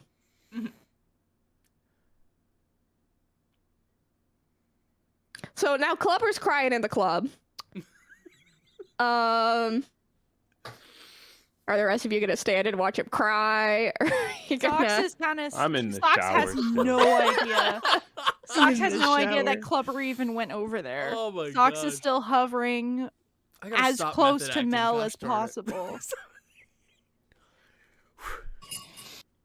Yeah, Kirara's next to Socks, kind of just chilling. And Resting. Socks also relayed all of what happened with the space goblin to Kirara. Is Cosmo like near my feet or like in the area? Yeah, he's just doing Cosmo things. Is he distracted? Is he doing something? Is he like staring at me? You could just say the word Cosmo. He's just sort of like organizing some bolts in a corner or something. Okay. I don't want him to hear what I'm gonna say to Kirara. Gotcha. Okay. So if he could be distracted, that'd be great. You can always tell Cosmo to go do something else. Hey Cosmo, go console Klubbr. He looks Yeah, sad. can you go check on Klubbr? I don't know where he went. Absolutely. And he just sort of wears off. And Socks is Go gonna look for him. turn around to Kirara and be like, I have a theory. Uh-oh. What is it? You I guys don't- ran into a I- freaking space Yeah, goblin? Okay, so you left and we were kind of walking and there was a box behind us, which was weird. I was like, maybe I didn't see it when we walked past it or whatever. But then like we walked further and I turned around and it was still the same distance away than it was when I first saw Oh. it. So it was clearly moved and I was like, what the fuck? So I shot at it. It now is a dead space goblin, like the one that is literally on the table right over there. And I just have a really bad feeling about it. Cosmo tried to like say that, like it's normal, space goblins do weird things all the time, but I don't think this is a normal thing. It clearly was following us and didn't want us to see it. So it's the same type of goblin that, we killed on the Kodiak? Yeah, Klubbr recognized it and was like, this is the same thing that was on the Kodiak. And then Klubbr said something that is now making me think about things. Klubbr said that, obviously it's Klubbr, so he might not actually think this, but he said, what if Uzu hired these space goblins to spy on us? Why would Uzu go through that trouble, though? What if Uzu is actually not on Dom's side? I don't know why. But I just have a weird feeling now that these space goblins have been following us, and Klubbr said that, and then it reminded me that they were on the Kodiak. Like, what if? What if Uzu's not actually a good guy? Yeah, don't know him. You said Cosmo was, like, kind of covering for Uzu, right? Yeah! Which is why I'm trying to tell you this without Cosmo hearing me, because if Cosmo hears me, maybe Uzu's listening to us through Cosmo the whole time. Yeah, that's pretty crazy. I mean, I think we just got to keep our guard up because, Uzu is paying us after all, so.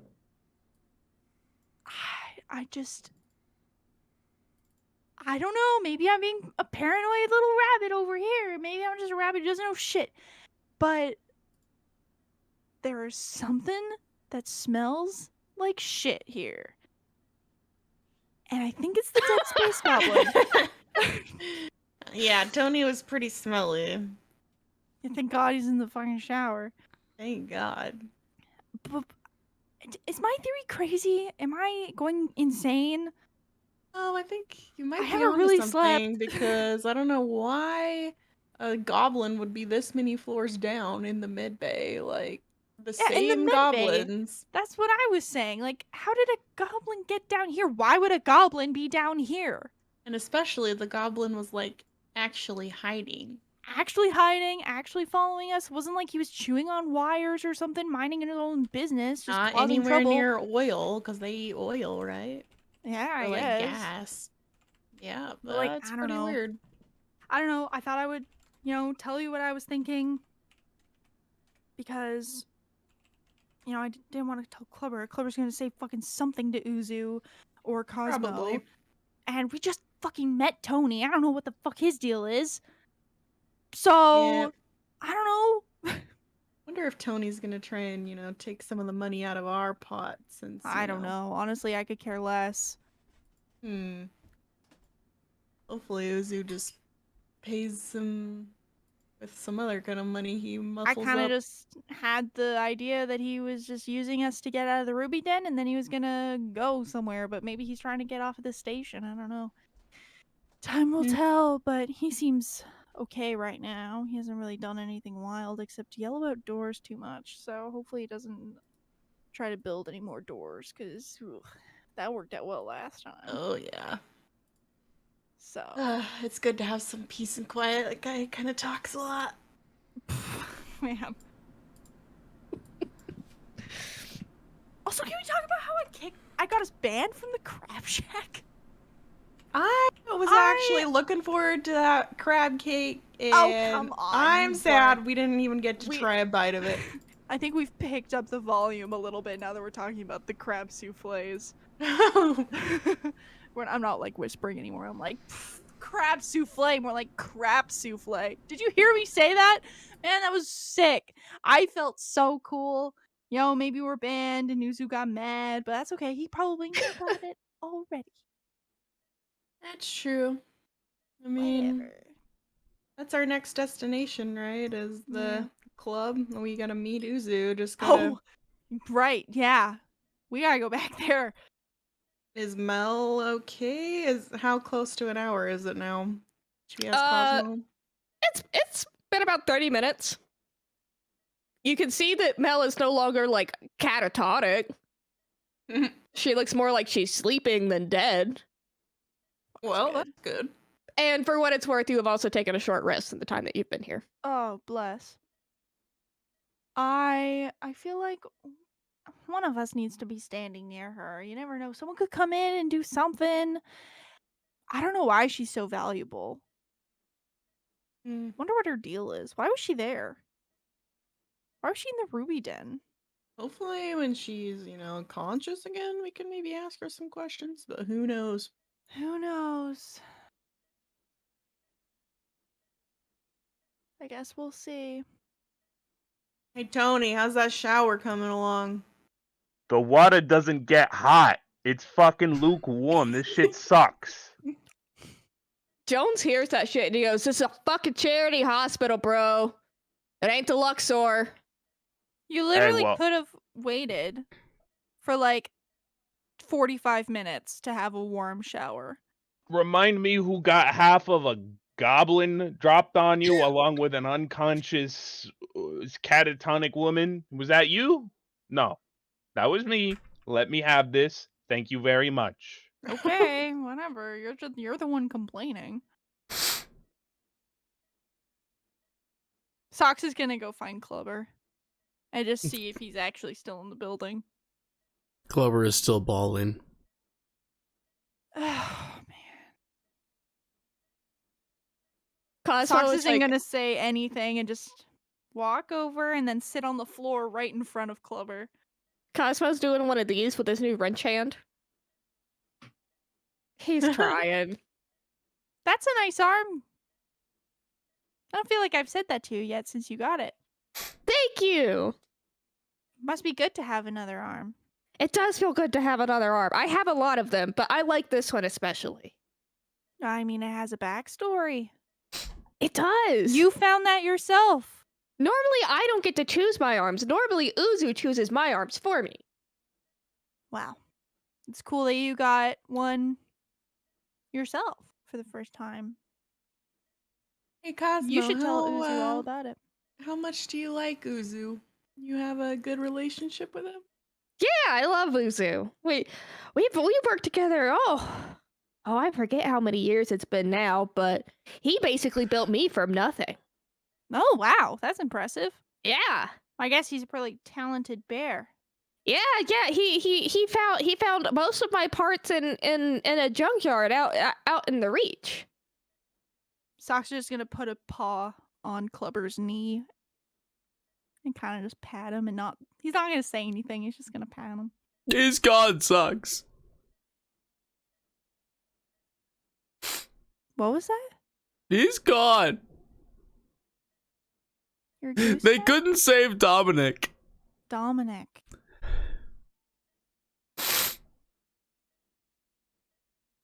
Sasha's just gonna look at Kiara and kind of give her a look of like, duh. Well, now you have, that little dream catcher to remind you. of Yeah. Your friend. Are those the gifts from the nurse? Yeah, they are. Those are really nice. That was nice of her to give you a little token from him. It's almost like Dominic gave those to you himself. As a thank you for trying to help him. I You know. did a good thing, Klubbr. It's like I'll always have a piece of Freddy with me. Yeah, you will. Freddy's gonna be with you forever. And you know what? Maybe we can somehow figure out some way to turn that little goose into like a necklace kind of thing, so you can wear him around your neck and he's with you in every battle. You know what I mean? Yeah. I'm sure Cosmo can maybe find, some kind of chain somewhere. Cosmo, We do can you have a maybe- chain? Well, not Obby, but I can certainly look for one as we go about. There's things scattered all across this station. Yeah, and if we can't find a chain that'll hold that weight, then maybe we can make one.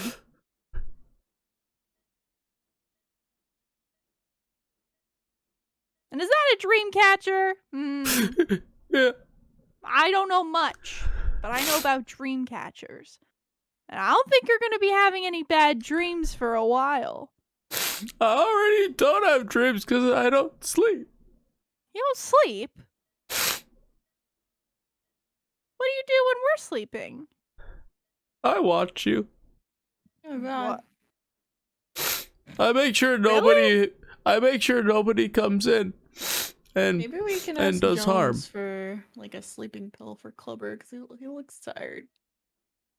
Do you want to sleep, Klubbr? I Would don't you know. rather sleep? Maybe we could do. How about this? How about next time we do a shift? I'll stay up for a bit, and then you can get some sleep, and then you can wake up, and then I'll get some sleep, so that someone's always watching. Does that work? Okay. In Sox's head, he's like, I don't think I've ever been this nice. What is going on with me? Anyway. Well, it should be only about half an hour more until Mel wakes up. You think you'll So- be ready to go then? Maybe we can go count cards? Klubbr is going to because at the end of that conversation he's feeling a little bit better and he's gonna oh god, this is actually tough to say. Oh dear. he's gonna press the tail. He's The gonna tiniest little yo. Oh, Sox isn't gonna say a word. He's just gonna go.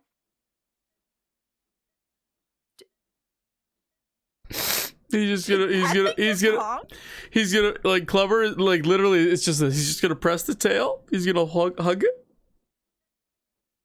and then it's gonna go into his pocket. Is that like Wow. a little? No, never mind. I was just gonna say, is that like a recording of the goose's honk? But that goose is already gone. Now, There's who Ugh. will be granted inspiration by the tiny honk? It'll go to Socks because Socks made Klubbr feel better. And gosh darn it, I just got done wiping the tears off of my face from last time. Oh my god. Ah! All right, I have to do my best to not make Klubbr cry for at least the next couple of sessions because It has been every session. How do I grant myself inspiration on? See here. There's no button for it. Oh wait, is there? Wait. I Yes. cry more here than when I'm talking to my therapist. Under your kata points, you'll see death saves, exhaustion, inspiration.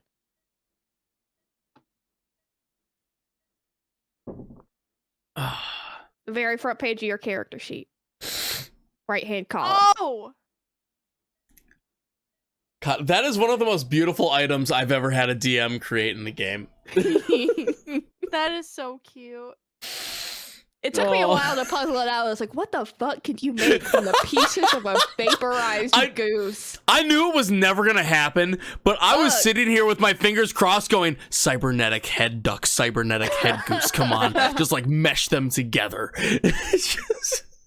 That I thought about that, but I was like, I wouldn't be able to help myself from making that like a little bit horrific. So I was like, we're gonna make it we're gonna make it nice. Yeah, We're gonna make it good. I tried to go a little dark. Have you watched Peacemaker by chance? I've only seen the first episode. Okay, but so you're aware of Eagly. Yes. Like that was my fingers crossed. I was like, please bring him back so I can have an Eagly. Please. How long does inspiration last again? Until you use it, I believe. Till I think until our next session. But since we're Okay. also getting towards the end of this one, if it needs to carry over, it's fine. Is there anything you would like to do with the 20-ish minutes that you have remaining while you wait for Mel? I'm just gonna kind of wait. I'm gonna stand near her again. I'm not gonna be staring at her, but I'm just gonna be hovering in the area so that I can hear like if she wakes up. All right. Well, after about an hour has passed and many emotions have been gone through in the interim, Mel finally sort of blinks her eyes open and she's immediately pained by the really bright light in this room. And she sort of shifts in her bed and she looks up. And the first person she sees is Jones, and she goes, ugh. Fuck you, Doc. Thanks for the killer headache.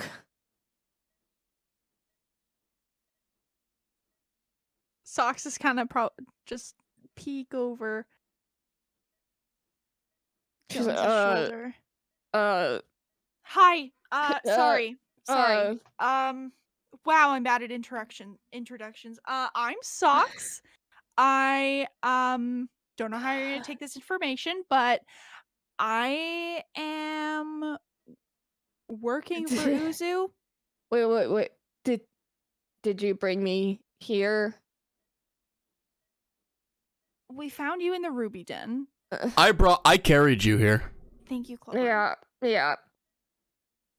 I wanted to be down there for fucking reason, you know. I'm sorry. I had a feeling that was the case, and my life was on the line. I'm sorry. I don't know why they need you, but Dom is pissed about something. At the mention of Dom's name, she gets visibly unsettled.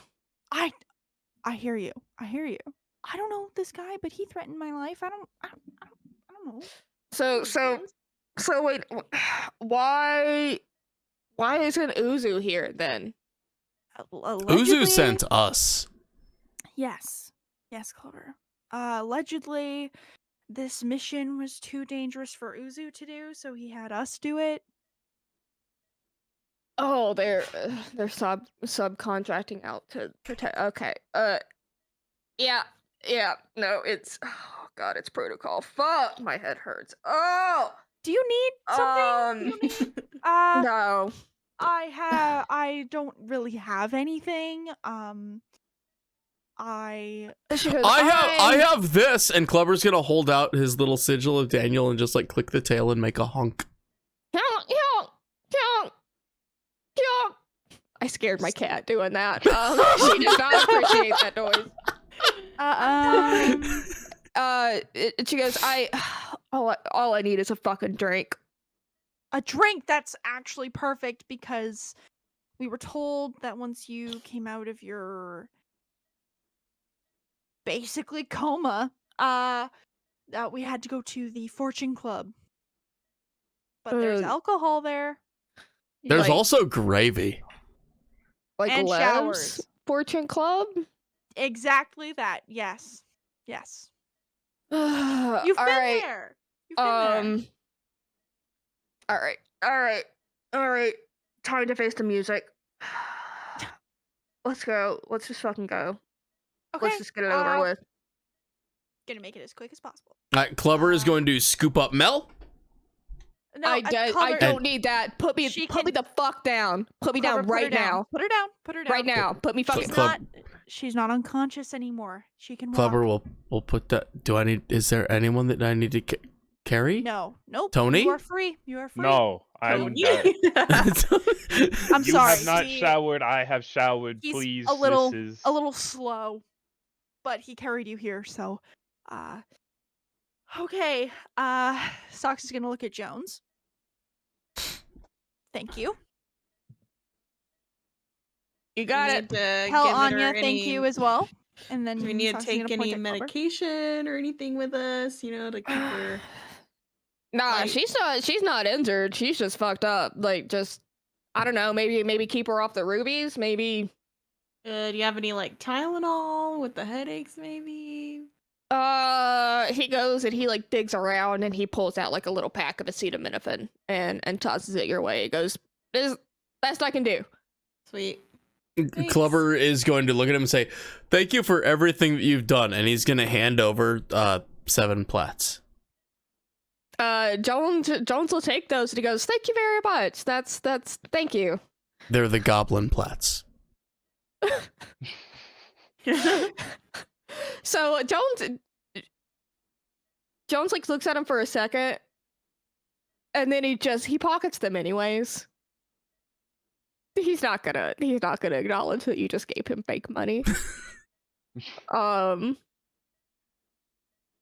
And as Mel is like the first one who is lumbering out of this place, and I say, look, Mel, her jacket's been removed because they had to put the IV in, so she's just like in a tank top and some ripped pants right now.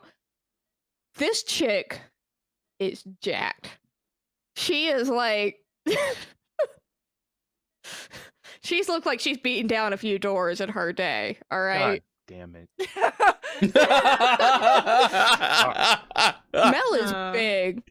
And she stands taller than Socks and a little bit shorter than Klubbr. Mel's pretty big. Got like this big, like black, like geometric tattoo that comes over her shoulder. Let me actually. And super short, cropped black hair. And she is lumbering out of the med bay like a woman on a mission. Okay, so now that you've described that, a Klubbr is definitely following very closely. Yep, she stomps out and she starts heading like right for the elevator, like funeral walk style. Like she's going down the Green Mile. Does she need like crutches, a walker, wheelchair? I mean, No, Okay. she is carrying herself quickly in a direction she is not happy to be going. let's Let's get do out of this. here. Hey, you're out of toilet paper, by the way, big guy. Not me, promise. All right, man, thanks. And as the rest of you leave, the doors to the med bay slide shut behind you.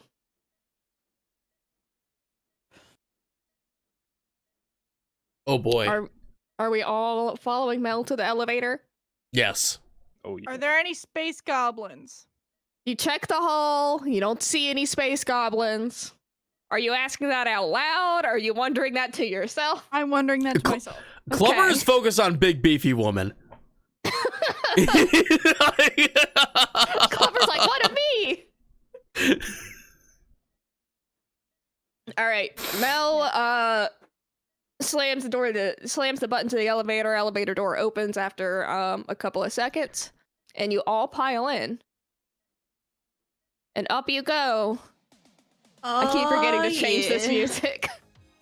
Never fucking change it. It never gets old, obviously. Never That's gonna give that's up. why. Yeah, never. I love it. Ever. And pretty Fucking soon, you all find yourselves back. I totally fucking agree with you. I definitely think this is gonna screw us over. If only one of us could This transform guy's- into something small that can fit into neat little areas and stealth around. Oh my god, I have the vox box. I can't wait to use that to my advantage. Wait, So you're saying you could call Uzu and pretend. Or I could call someone else pretending to be Uzu. You could do that, or you could call Uzu and pretend to be Cosmo. True! Oh my god! But how am I gonna God. call Uzu if we call Uzu on Cosmo? Cosmo, do you have a mute function? Cosmo, activate self-mute.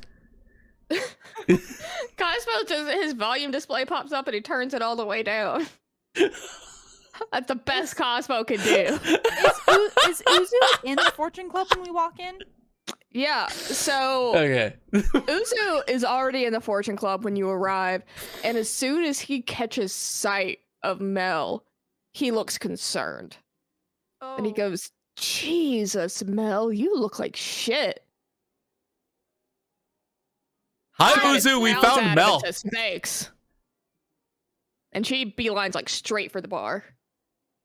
I don't blame her. She orders 2 bottles of rum and a stack of glasses.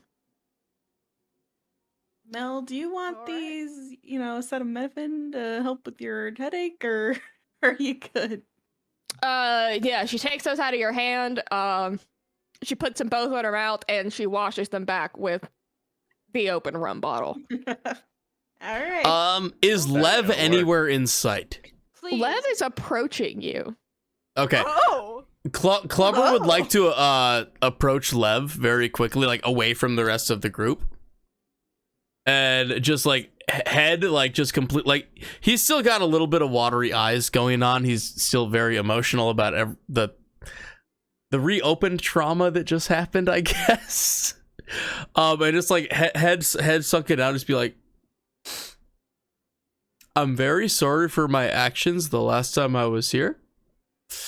That was not me, and it's not who I would wish to be.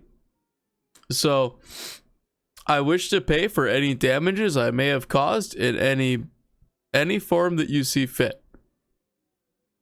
Lev just sort of like pats you on the cheek and says, I think it's quite all right, my dear. I can always get another roulette wheel. It seems like maybe What's a you're roulette wheel? going through something right now. You're big spitter, your big spitting bowl. Okay. It seems like maybe you're going through something right now. I went through the door to get in here.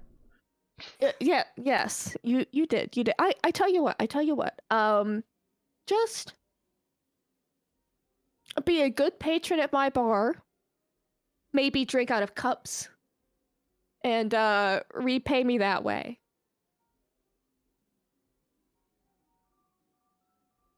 Klubbr's gonna get lost in thought for just like a little bit, just like,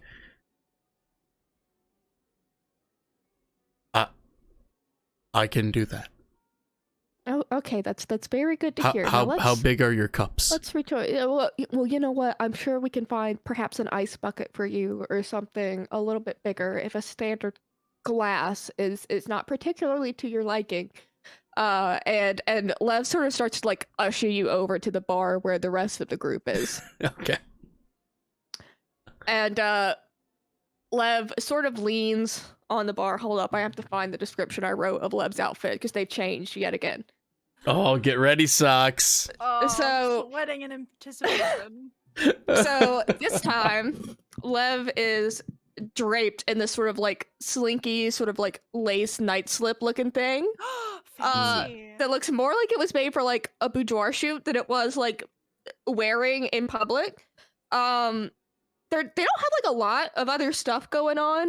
The fabric is like really shimmery. It's kind of like crimson when the light hits it. And they're wearing like these sort of goth vibes chandelier earrings. And their waist is cinched just impossibly tight. Death becomes her. Impossibly tight. Oh my god. And that's the look for this evening. So this Okay. impossibly tightly cinched waist. They sort of lean at the end of the bar. It says, Mo, darling, I didn't think we'd be seeing you again. Socks is looking in that direction, like, the fuck is their history? Mel just sort of goes in the side eye and says, I'm gonna need a backroom lab. Privacy. And Lev just says, of course. And they stand back up and they wave a hand for the rest of you to follow, sipping a martini that you swear you did not see in their hand before, but that has somehow just materialized. Socks is fucking sweating. And they drenched in sweat. Like, what? And Lev starts to ascend the stairwell that curves around the center column of the Fortune Club. Socks is going to grab Klubbr. Okay. We are going this way. Was Klubbr able to get his glass of gravy before Socks pulled him away? Klubbr has a glass. There's no gravy to be found. Well, I mean, I guess by gravy, did the barkeep fill it with vodka? Yes, we'll say okay. so. Okay, that's all that was needed to be known. We're good. Okay. As long as he says it's gravy, Klubbr listens, so we're good. Okay. Okay. You got your gravy, Klubbr? I have my gravy socks. Would you like some gravy socks? You know what? Maybe later. Right now, Lev wants us to go that way. So we're gonna go that way. Sock is like, I'll follow you to the ends of the fucking earth. To this galaxy or the next. Hey, Socks, your mouth is open. Socks, are you feeling okay? Oh, yeah, I'm great. Because your mouth is drooling like Mel's was. Yeah, I'm fine. Like, actually sweating. Like, grabbing his ears and, like, wrapping them around his body. Now he's, like, covering the lower half of his mouth. Tony, can you teach Socks how to flirt? This is hard to watch. First of all, one, who is this? Second of all, what's going on with Cinnabon here? What's happening? Cinnabon! All right, so I really hope that's my nickname now. So, Tony, I'm gonna explain this to you very quickly. Oh, God. Okay. All right. When a rabbit has feelings that's not what I meant. I know where this one's going. Heard it many times, experienced it many times. Kirara, can you please take the lead on this story time, please? Sorry, say that one more time. Who is that, and what is going on with our rabbit friend here? Because this is new to me. Well, Lev owns this club here, and Okay. basically the first time we got to this club, Socks has been, just infatuated. You know what? That's bold of you to assume. It's pretty true. It is Hey, bold of you hey, to assume you that look all at- of us know what infatuated means. You're looking like you're trying to ask someone out to your first prom, 13 years old. You know what I'm saying? This is not a good look. And if you if you want something more than what you got right now, let me tell you, you wipe that sweat off, you walk in there with a little confidence. First of all, who are you? First of all, who are you? Me?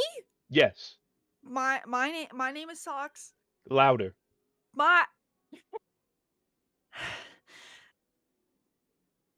My name is Socks. One more time, louder, because I know you can do better than that. Like actually freaking out now. My name is Socks. Now, deep breath. And what are you gonna do? I'm going to pretend like everything is fine. No, you don't need to pretend. Everything is fine. Everything is fine. Everything is fine. You got a nice lady up there. You fancy her? I don't know. Then why you I- sweating? I don't Something- know. Yeah, okay, You gotta let this settle. Let this I settle. don't know if you know anything about rabbit lifespans, but I'm 6 years old. Oh my god! What the fuck? So This is a 6-year-old. What the fuck? In rabbit years, that's like okay, 6 years old rabbit years. Human years, probably about like 20, Oh, 20, thank 23. fucking God. Oh my Something like God. that.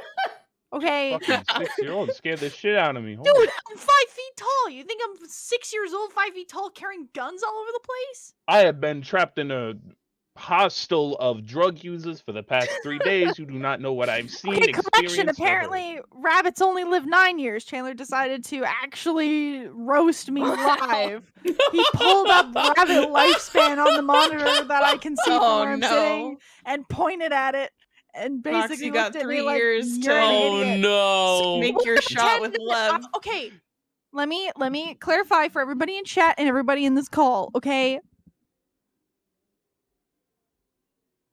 Socks is, scientifically augmented to be basically a mix of a human and a rabbit. So that's why he's 5 feet tall and can speak and, can hold things and Can have stuff. devastating crushes on gender Hey. fluid icons. Allegedly. Hey, focus on what we're doing right now. Okay, we got a little mission, but you got your own personal mission. Your heart more important than your brain sometimes. Okay, you gotta let it speak for itself. And when you go Can in there, Lev hear this, by the way? I'm Like, assuming where she is walked Lev? away, and this is more of Yeah, a team huddle. Lev has started ascending the staircase. Okay, All right. Tony, I'll do it. I'll be confident. I'll be confident, and I'm actually gonna talk to Liv this time. Nervousness just means you care a lot. Okay. I care But a you little don't bit too you much. don't let the nervousness show. You show that you care and you put that forward into your focus on taking it further. Okay? Okay, Let me tell you something. That's something I don't get into it often, but that's something I regret doing to my best man. Let me tell you something. But Cheese you man? let it you focus on it, you hold it. Yes. You don't say his name first of all. That's a rule. Okay, I'm You sorry. don't get to I'm say sorry. that. I forgot. I'm distracted. And then then focus up on what you want Okay. and go Yeah. get it. I'm focused. All right? Rabbit You got it. vision. Focused.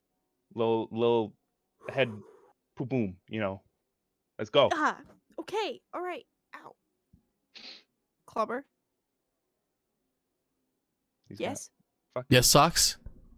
Did you have something to add? I remembered something. Yes. We forgot to install our cybernetic enhancements at the clinic. Damn it. Shit. Surely it comes with like a little manual you can like do it Maybe yourself, Lev has like a room, or maybe on the right? Kodiak. Hey, maybe figure you that could out. ask Lev to do it for you. You know what I'm saying? Hey, You Yeah. do have I eyes for mean- Lev after all. hey, With wink. those perfectly manicured nails, maybe they can like just get in there. We'll figure that out. We'll You're figure that out on. after. We'll figure that out after. Maybe we have to go back there at some point. We'll figure it out. Hey, Sucks, I'm gonna let you lead in this one, right? But you need me, you tag me in, okay? I believe in you. I got this. And Socks if is you going need to me, you start- can blow your whistle. Socks is going to first I do not fluff think we'll need his that. cloak. Just like be like, all right. Take off the hood because the hood is still on. Take off the hood. Make sure bandana's in the right place. Brush himself off a little bit. Make sure his guns are in safety mode. And just like, whew. All right. I'm ready. And just walk up the stairs. Ears just going behind him. Because he's walking with so much purpose. All right. All of you ascend the stairs and follow Lev. And you are led through a set of heavy velvet curtains into an empty back room that has been washed in blue and pink light. Oh, wow. Ooh. You can just barely hear the din of the casino outside, and Lev motions for all of you to settle into a booth that's made of patent leather.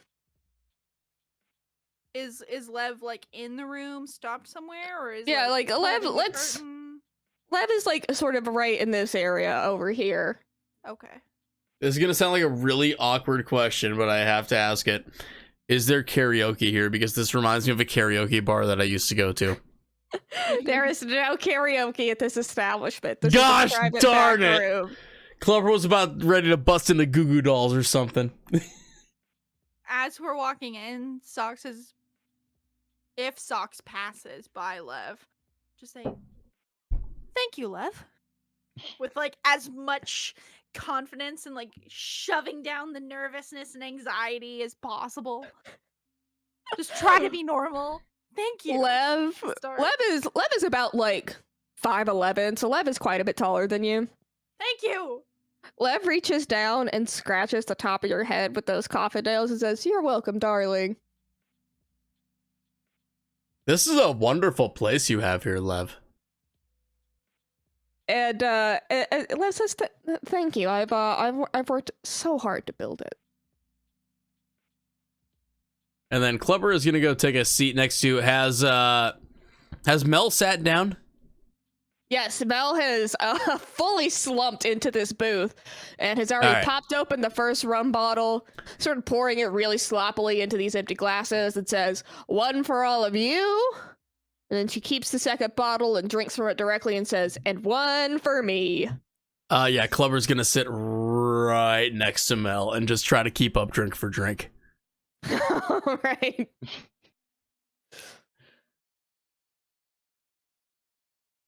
And Lev just sort of takes a bow and says, "Well, I will leave you to it." And they disappear out of the room and back onto the casino's main floor. Socks is gonna like lean towards Tony and just say, "That made me feel like a child." Why are you telling me that? I don't know. Who else am I gonna tell? I'm updating you on how I'm feeling. I appreciate the updates. I'm not used to this whole team dynamic here. My bad. Sucks. Roll me a perception check.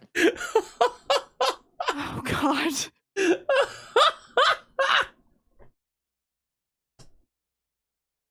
Perception? Yeah. 21.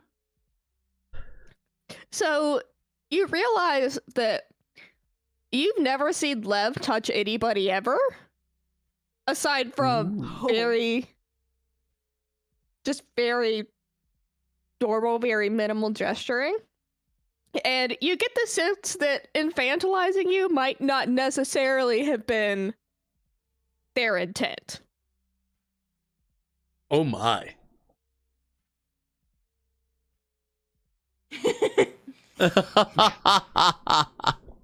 Not at all what I was expecting you to say. I thought you were gonna be like, "Yeah, so Uzu and Mel both heard you say that and are like, the fuck?" I thought I was gonna have to explain myself, and I was mentally not prepared to do that. Okay. Socks is gonna be like, "Well, So you liked it? I don't know. Maybe." Maybe. The only other person that's ever scratched my head is Klubbr. And that certainly Surely wasn't the it same. was And- like and- more of a chop or a. It was like a. And honestly, the nails feel way better than the ham hands. Yeah, it did feel like a nice little scalp scratch. So I mean, know, baby steps are steps. maybe I only felt like a child because I'm so small compared. Surely, that might be like a natural thing for you. No offense, but I am a rabbit. yeah, Anyway, thanks, Tony. no Socks is problem. just gonna like think about kid. it a lot. A lot.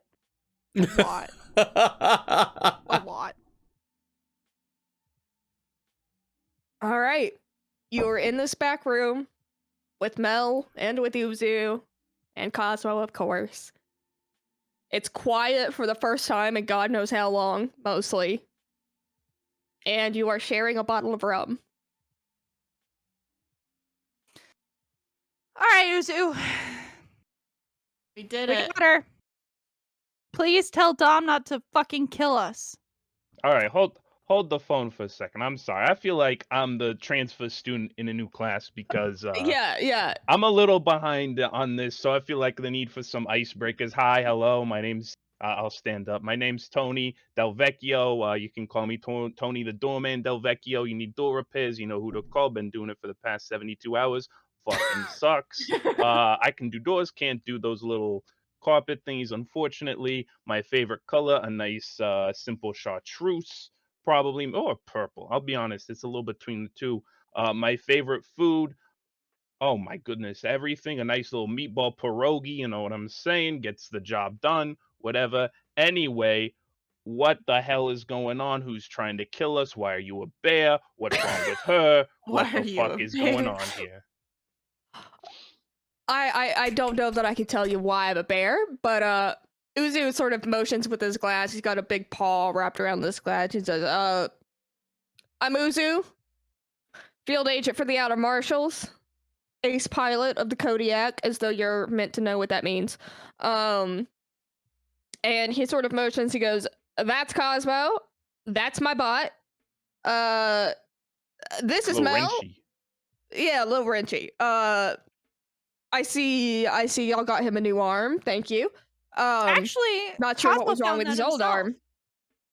Good job. He's a very resourceful little guy. That's Cosmo. This is Mel.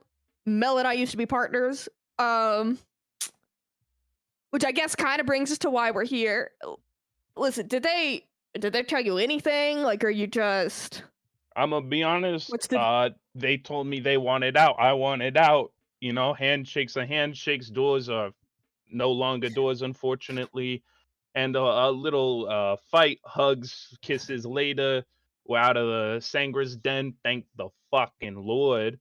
Oh my God, I'm so sick of fucking. Where's your meth? Where's your meth? Where's the drugs? Where's the drugs? I don't know. Where's the drugs? I lost them. Oh, shut the fuck up. Uzu, Oh my fucking God. basically what happened was we got into the Ruby Den, and all three of us are basically shit at talking ourselves out of situations. Yeah, I know. We Yeah. ran into this guy. Klubbr broke his door.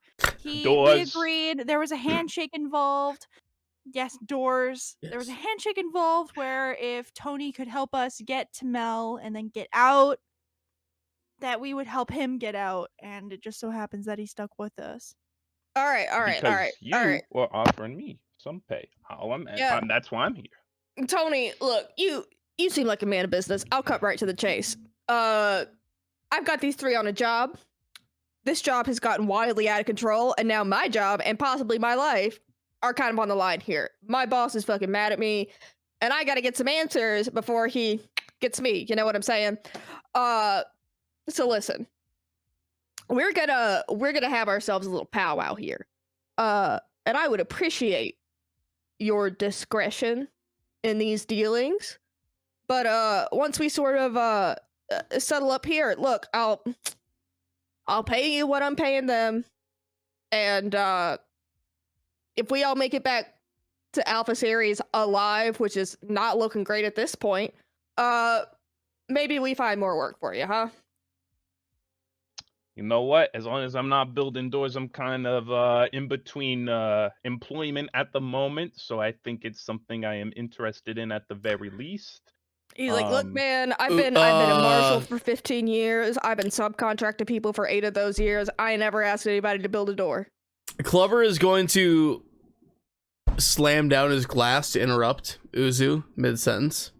You kind of scare him a little bit. You see him first stand up. He goes, Uzu, can I ask you a question? Yeah, buddy. You good? Seem a little tense. Will you be paying us as much as you're paying the space goblins? The what? Space goblins.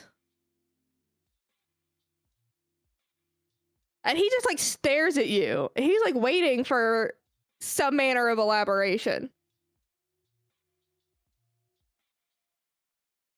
Klubbr's just locking eyes and not saying a word.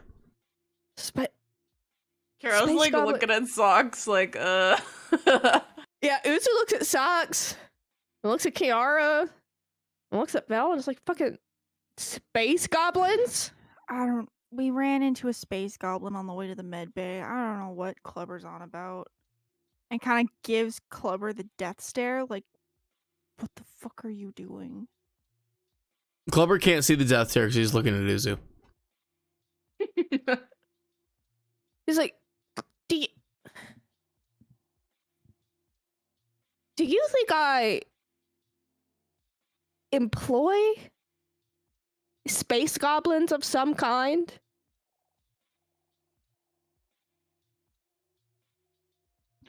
I'm not gonna. I hate to step in, but you did contract this group of people. Space goblins don't seem too far off. You get these guys off the fucking street or what? What? You ever tried to manage a space goblin? No. Have you ever tried to manage a DW8 door? I don't think so. So. No, I have not. I only know about one kind of door. It's the door that goes on my ship. I don't keep track of the model numbers really. Yeah, but you use the SPS 518. You fucking. Oh my God. That fucking it sounds. Klubbr's right. just staring straight at Uzu. It'd be like, Uzu, you are my friend. I like you. I like you too, bud. But I would like an answer as to why the same type of space goblin that was on your ship when we first came here, that we had to kill, we murdered them in your vessel, was following us just a few hours ago outside of the medical bay. He fucking erupts into laughter. He goes, this is like loud, like from the belly.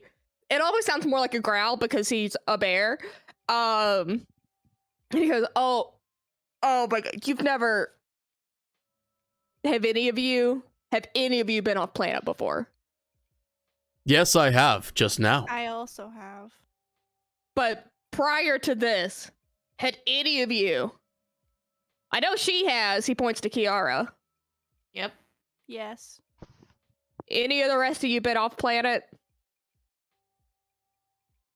Yep.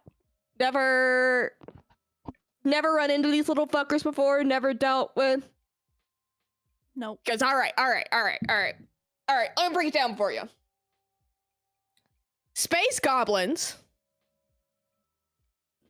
fucking infest places like this. All right, you're not gonna see a lot of them landside. Not a lot for them to do there. Here though, where it's fucking nothing but fuel lines and gas lines and vents for those little fuckers to crawl through. They're fucking everywhere. Go to any level, you'll find a fucking space goblin nest somewhere. He's like, all the vehicles coming in and out of here, in and out of the Viridian Gate. They love that shit. They're hitching rides back and forth. It's ridiculous.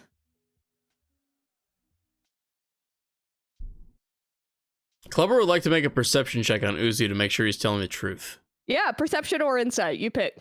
Okay.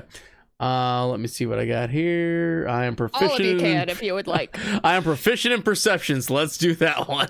I'll hop in. 20. What would you do? You did perception. I'll do perception too. 16. I'll do it too. Why not? But I'm gonna do. Oh, kitten.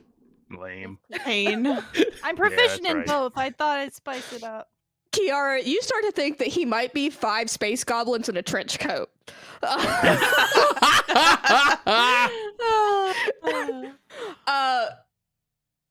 Tony, you don't know him very well, but he doesn't seem like he would be the kind of guy who would spend his time lying about space goblins. Sox, you kind of get the same sense. You're starting to feel like maybe the theory that you had a little bit earlier, you feel a little bit silly for saying it out loud. You know how some things sound good in your head, and then when you say them to another, like, human being or bear, as the case may be, they start to sound a little less good. That's the sense that you're starting to get now. Klubbr, you lock eyes with Uzu. You look deep in his big brown bear eyes, and you remember your first greeting with a bear hug and shared shots of honey whiskey, and you know that this man is telling you the truth. Klubbr would like to give him a hug. he reaches about he like Okay, so Mel is sitting between the two of you, right? So he reaches fully across Mel to hug you. She's like shoved back into the booth very uncomfortably. This large woman is just like shoved back so that the two of you can hug it out like bros. And he goes, I'm not gonna get mad at you for being suspicious of me, but that's your one, all right? Don't pull this shit with me again. I don't have time to go between. I don't have time to fuck around with the fucking space goblins. They're a bunch of drug-addled little shits, and I can't answer for the weird shit that those weird little fuckers do. All right? Uzu, this is the last thing I'm gonna say about fucking space goblins. I promise. You've clearly seen space goblins around a lot. Yes. Have you ever possibly seen one hiding in a box, following you while also stopping when you turn around? He starts to laughing. He was probably trying to rob you. I wouldn't worry too much about it. Well, I vaporized him, so Probably for the best. yeah. Sorry, I don't know. It was just weird. You never know, with fucking people after us already. He goes, listen, look, you've made a lot of enemies in this station. You've been here like a week most, all right? And you have already really torn it up, honestly. I'm impressed with the amount of damage that you have managed to do in the 7 days that you have been here. Allegedly. Alleged damage. I don't blame you for being paranoid. If I had, potentially a high-ranking outer marshals officer, potentially the entirety of the Blue Widows, and potentially some Santa's Angers after me, I'd probably be a little bit on edge too. But maybe we have a fucking drink, calm the fuck down, and deal with the matter at hand. I think that's a great idea. I desperately need to shower. I still have brain all over me. Yeah, well... Hey, couldn't be me, you know what I'm saying? Hey. Hey, they didn't have soap, Fresh to so death, it'd probably hey. still be a good idea. Socks, why don't you lick yourself? Uza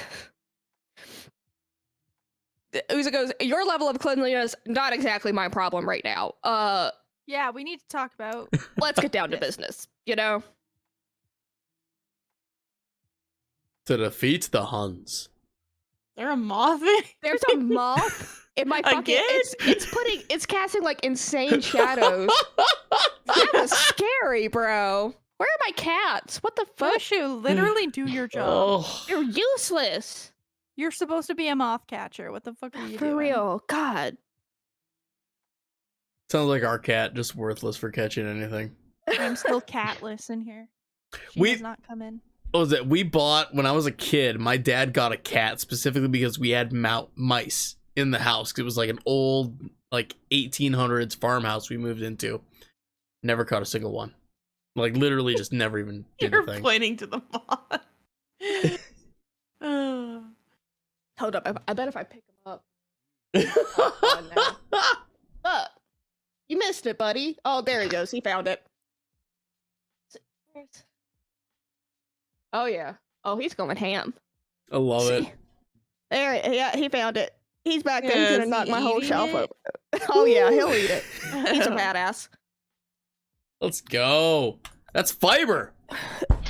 So, Mel takes a real long drink from this bottle and she goes, have you talked to Hassim?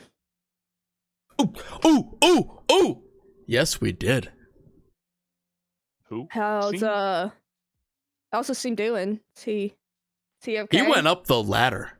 He made the found climb. him in the Temple of the Oracle. Like the nucleic temple? Yep. That's the one. He also lost sight in both of his Jesus. eyes. Jesus fucking Christ, Hassim. Fuck. Uzu, do you want to tell her? Or should we? About, the part that Dom's really upset about?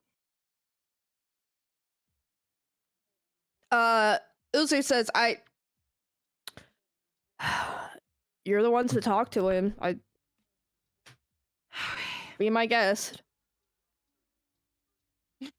So pushes up glasses. So we found him in the temple, and he completely lost his eyes. They basically melted out of his face. They were According to the gone. people, according to the people in the med bay, they were just completely melted out of his head. And he went to the temple and, you know, claimed that he was going to climb the ladder and ascend into fucking whatever they believe in down there. But we talked It turned to out him. instead of a ladder, it was a pool of acid. Yes. After talking to him, we asked him why he removed his eyes, because apparently he removed them himself. And he said it was because he kept having visions of what he did to Hazel Keating.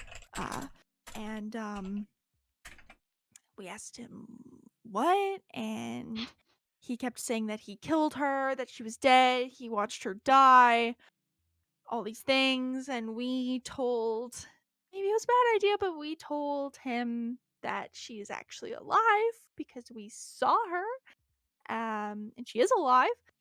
And he lost it, and basically the other temple members stepped in and took him towards the acid pool, and there was nothing we could do to help him. He was basically completely a lost cause. So then we left. And then we left. So hearing all this, Mel is just kind of staring like blankly at the table as she takes all this in, and she goes, You don't need to tell me what happened to that temple. I know what goes on there. We didn't see what happened. We left as soon as he got taken away. We didn't want to see if it worked or not. Consider yourselves lucky. We saw God. a few people, but we It wasn't pretty. definitely weren't going to see that one. She just keeps staring at the table for a second, like she's trying to process. She goes, well, I was hoping he'd come out of it okay, but I guess not. And she takes a really long drink, and it looks for a second like she might cry, but then she takes a drink, she collects herself, she stone-faced once again, and she goes, well, I can guarantee you that something weird is going on. I don't even know if I can explain it right. It's better if I just show you. How are you gonna show us? She reaches behind her ear, and you hear a click. Oh, fuck. And an implant in her right eye hums to life and starts projecting on the table in front of you. Oh my god, she's a robot. And on the water-stained surface of the table, you start to see this hologram come up, similar to what Cosmo can do when you remote link to Uzu. Mel says things are a little fuzzy because of the drugs, and I can only assume a few concussion. But here's my last encounter with Hazel from the ship, not too long before we landed here. And this memory starts to play in this really faint bluish color. You see Hazel and Hasim with both eyes still intact, sitting at a table, sipping a steaming beverage out of these matching mugs. They're chatting really faintly about life back on Alpha Series and what they'll do when they finally return landside. You can see from Mel's perspective that she takes a really long swig from a bottle of whiskey. And it's clear from the way that the memory is kind of swaying that she's probably already rather drunk. Hazel gets up to refill her mug. And the scene goes dark for a moment as Mel closes her eyes. And when she opens them a few seconds later, Hazel is standing in the doorway. but she doesn't look quite right. Her face is drooping, like it's melting off of her bones. One of her eyes looks way too big, like milky white, doesn't have a pupil, and the sort of cutting, like guttural sound comes from her throat. Mel blinks and rubs her eyes, and Hazel isn't in the doorway anymore. She's sitting back at the table, still sipping from her mug. Mel stands up and kind of slurs, what the fuck? And Hasim and Hazel both turn to look at her, visibly confused, even in this sort of fuzzy memory. And Mel raises her voice and points at Hazel and says, "You! I just saw you over there. Something's wrong with you." Hasim gets up from the table and moves towards Mel and starts trying to calm her down, just sort of, come on, Mel. You've had a little too much to drink. Again. But you see Mel sort of dodge away from him, and getting closer to Hazel actually grabs her by the shirt. Says, "What the fuck was that, huh? Are you trying to fuck with me?" And Hazel just looks terrified. Her lower lip starts to quiver and she kind of starts to stammer, and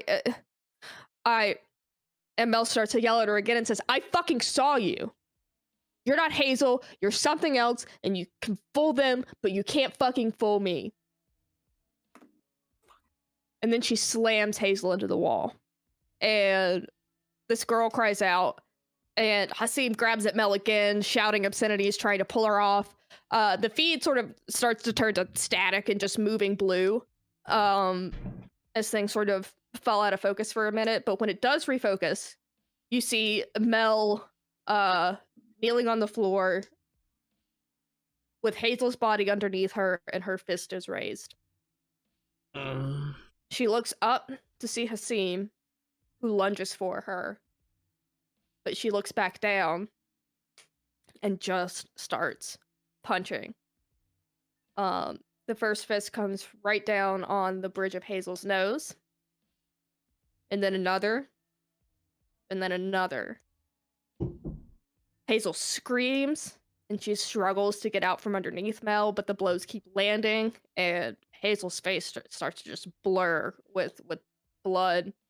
And finally, the screaming stops as Hasim's arms come into frame and drag Mel off of Hazel's unmoving body.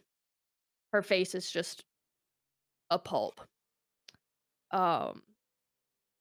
Another figure appears in the doorway, and it's Naomi. She shrieks. She rushes towards her daughter's body, and she starts to wail as she cradles this girl in her arms, and she just says, "What did you do? What did you fucking do?" Mel staggers backwards, pulls herself out of Hasim's grasp, and starts stumbling out of the room into the ship's main corridor. She looks down at her hand, and they're covered in blood. And she just sort of stumbles down the hallway looking for her own room, throws open the door, and locks herself in. In the memory, you still hear Naomi wailing as Mel collapses into her bed and starts hyperventilating. And the transmission ends there. Mel sits back, takes a long sip from her bottle, and lights a cigarette. And she says, "I've watched this back more times than I can count, and I still can't make sense of it. I know what I saw. I can't tell you how many times I studied that one frame, that fucking thing I saw in the doorway. I went frame by frame through the rest of it," and she rewinds the projection a little bit and pauses at her frame just before she slams shut the door to her quarters. And she says, "Look, right there at the end of the corridor. Do you fucking see it?" Socks leans in. So you see... Yeah. Klubbr is Yeah. really gonna focus on it. You have to kind of squint a little bit, and at first it looks like it's just a shadow. But as you look closer, you're able to make out the blurry silhouette of something that looks almost human, but maybe not quite. The limbs are a little bit too long, the back a little bit too hunched. And Mel she says, whatever the fuck that is, I think it has something to do with what happened. But when I came out of my quarters a few hours later, Naomi didn't seem to have any memory of any of it. So Hasim and I, we just continued with the mission as planned. We didn't know what else to do, and once we got here, we just dropped the two of them at the Blue Rose, make the call, and we left. Uzu, is there any way to verify the identity of the two individuals that are in your ship to ensure that they are Hazel and Naomi? Uzu's like, he's still staring at the table. The transmission is ended, but he's still staring at the table. And he stares at Mel. He goes, shit, Mel, you can't ever come back, can you? And then he looks at you, Klubbr, and he goes, I mean, maybe? We'd have to go back landside to get a DNA scanner. I don't... Fuck. And for the first time in all the time you've known him, Uzo actually seems at a loss for words. So Is there a bar like fully stocked with alcohol in this room? I assume there is still like a bottle of rum that's still mostly full. That doesn't matter. Is there a bar? There is not a bar in this room. Okay. Is there anyone that can bring booze? You could probably poke your head out and call for somebody. Okay, Klubbr is gonna walk away, and he's just literally just gonna go grab like probably 3 or 4 bottles of booze and bring them back. Mel immediately opens one of them. She's already finished that first bottle of rum. Yeah. So if that, and points to where the projection was, if that wasn't Hazel, then where was the real Hazel? Mel takes a really deep breath, and it sounds like she's shaking a little bit. She goes, I think whatever that is made me kill the real Hazel. Do you think whatever that was is the Hazel in Uzu's ship right now? She just kind of nods. Uzu, are you able to lock your ship down to make sure it cannot leave port? He goes, don't worry about the Kodiak, man. She only responds to me anyways. Is there like webcams that we can still see if they're in there? Yeah. He goes, Cosmo, can you patch into security? He goes, Cosmo, open ship feed, please. Cosmo pulls up a little projection, and you just see the Kodiak. It seems quiet. And Hazel is asleep in one of the chairs, and Naomi is reading a book in the cockpit. And Naomi had no memory of you killing her, the other Hazel. Well, that whatever that shape was probably erased her memory of it, so that it could pretend to be Hazel if that's what actually happened. How does Mel still have memory though? To be honest with you, I think it did maybe get to me for a while. I I think it made me think that the real Hazel wasn't the real Hazel. And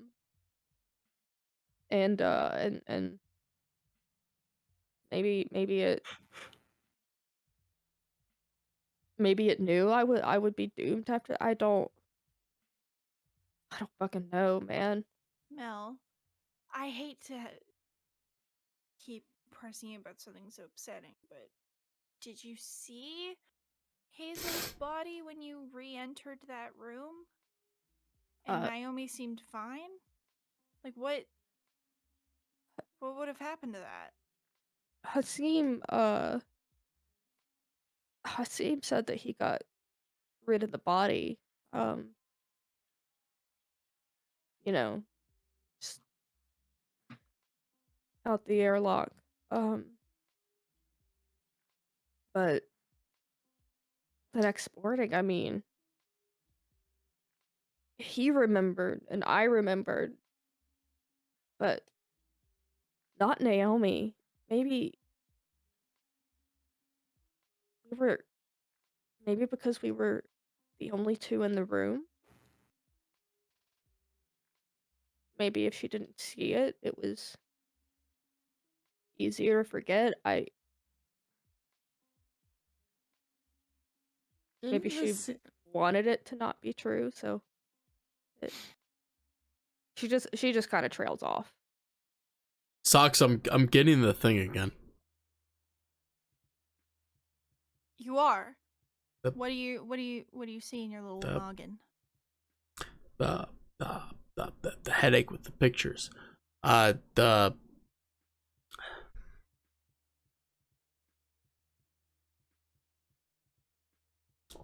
right, hold.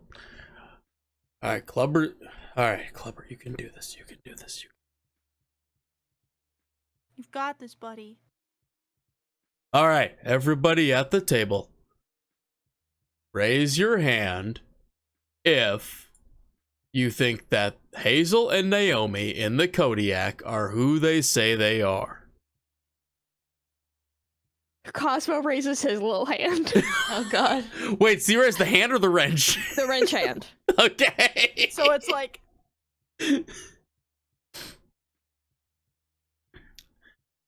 Uzu didn't put up his hand?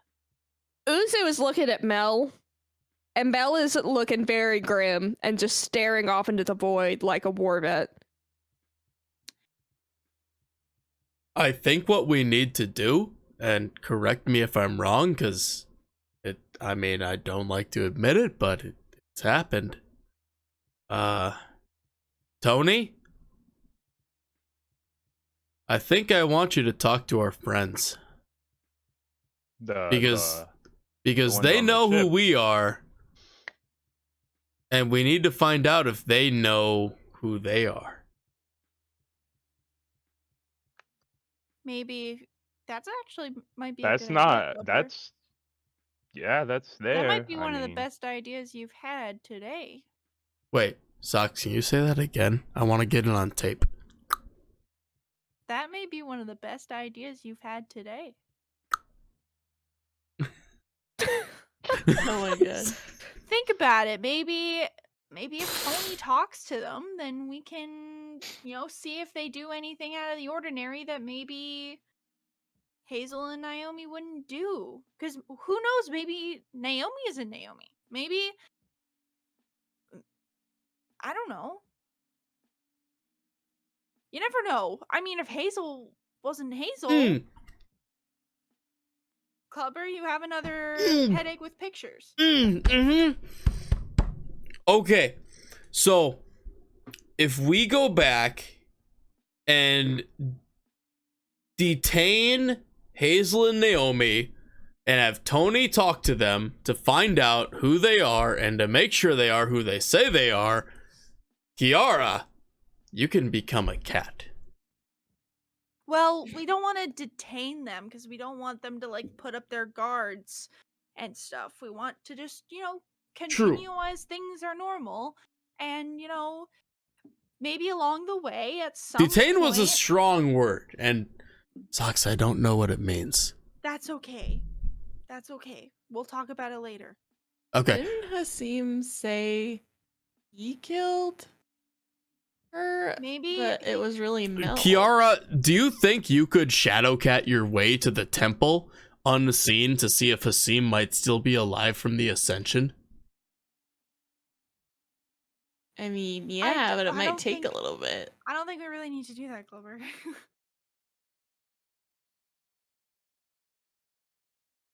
Oh, I had. I a mean, thought, I would and it's gone. I would assume he's, in the pool himself and not with us anymore. Well, he's not with us because we left him there. Well, I'm dead. I'm still trying to take notes from the projection. There were so much fucking things happening. I know. Holy shit. If only there was a VOD.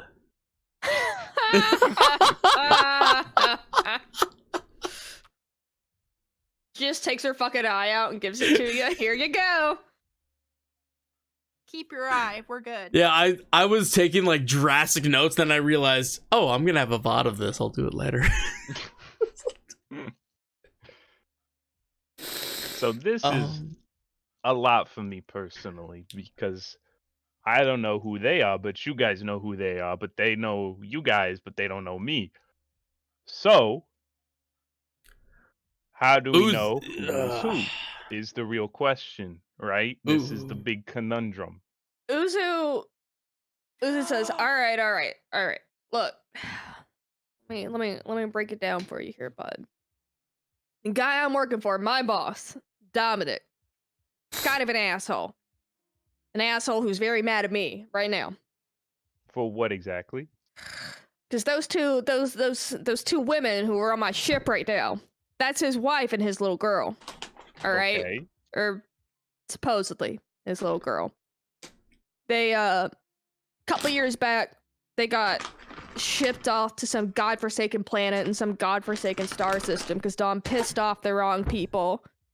They wanted to get some revenge. You know how it goes. I ship them off to another planet. Dom hasn't seen them in 3 years. We get a rescue mission together. We send Belle here. We send her partner Hasim.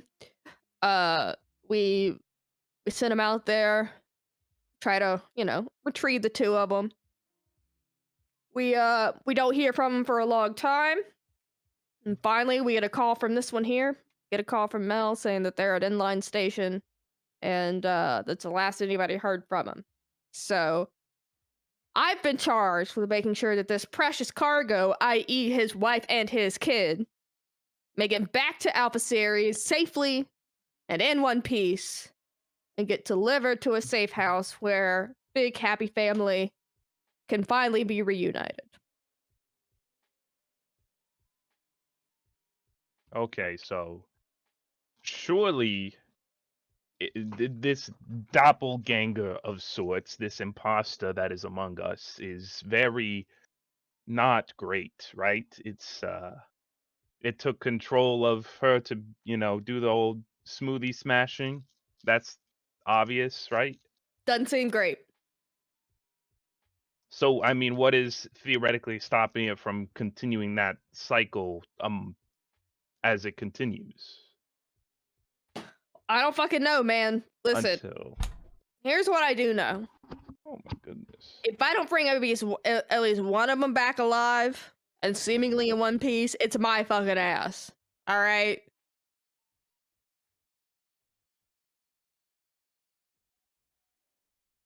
Maybe.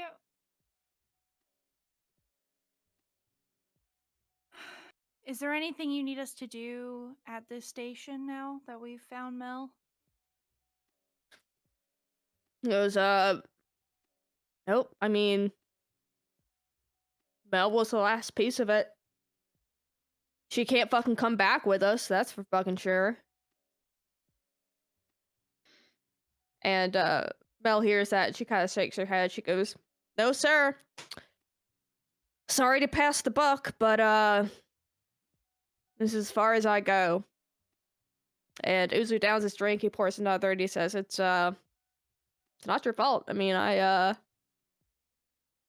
get it. what are you gonna do now? And Mel sort of shrugs and she says, I'll figure something out. Always do. There are worse places to end up than the station. Uzu says, I guess so. I'll think of something to tell Dom. I mean, if Dom ends up believing what actually happened with Hassan, then you could probably say anything about Mel. Mel shakes her head. She goes, tell him I'm dead. It's almost the truth. And she stands up from the table as though she's about to leave. Hey, Mel. I'm sorry. It is what it is. Mainly about waking you up from your coma. Seems like you kind of needed it. Might be time I get off the rubies anyways. It was nice while it lasted, though. That. I would recommend that. Thank you for your information, and I know it's probably going to be difficult for you to ever forget that, but hopefully one day we'll find answers for you and come back, and maybe if you're still here, we can let you know what the fuck you did see. She smiles at you kind of like wryly, as though she appreciates the gesture, but she knows that realistically that's probably the last time you two will ever speak. She goes, I appreciate it. If you ever find yourself back at Inline, I don't know. Maybe I'll see you around. And she heads back towards that silver curtain and disappears.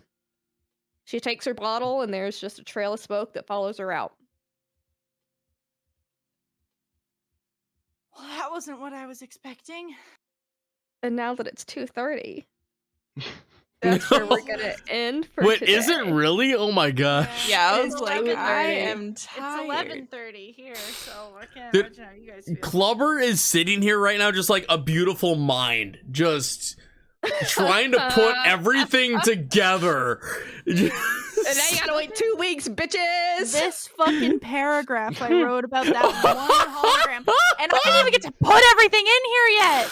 I'm gonna go fucking ape shit tomorrow writing. Gosh, what a session. That was probably my favorite session so far. That was nuts. That was amazing.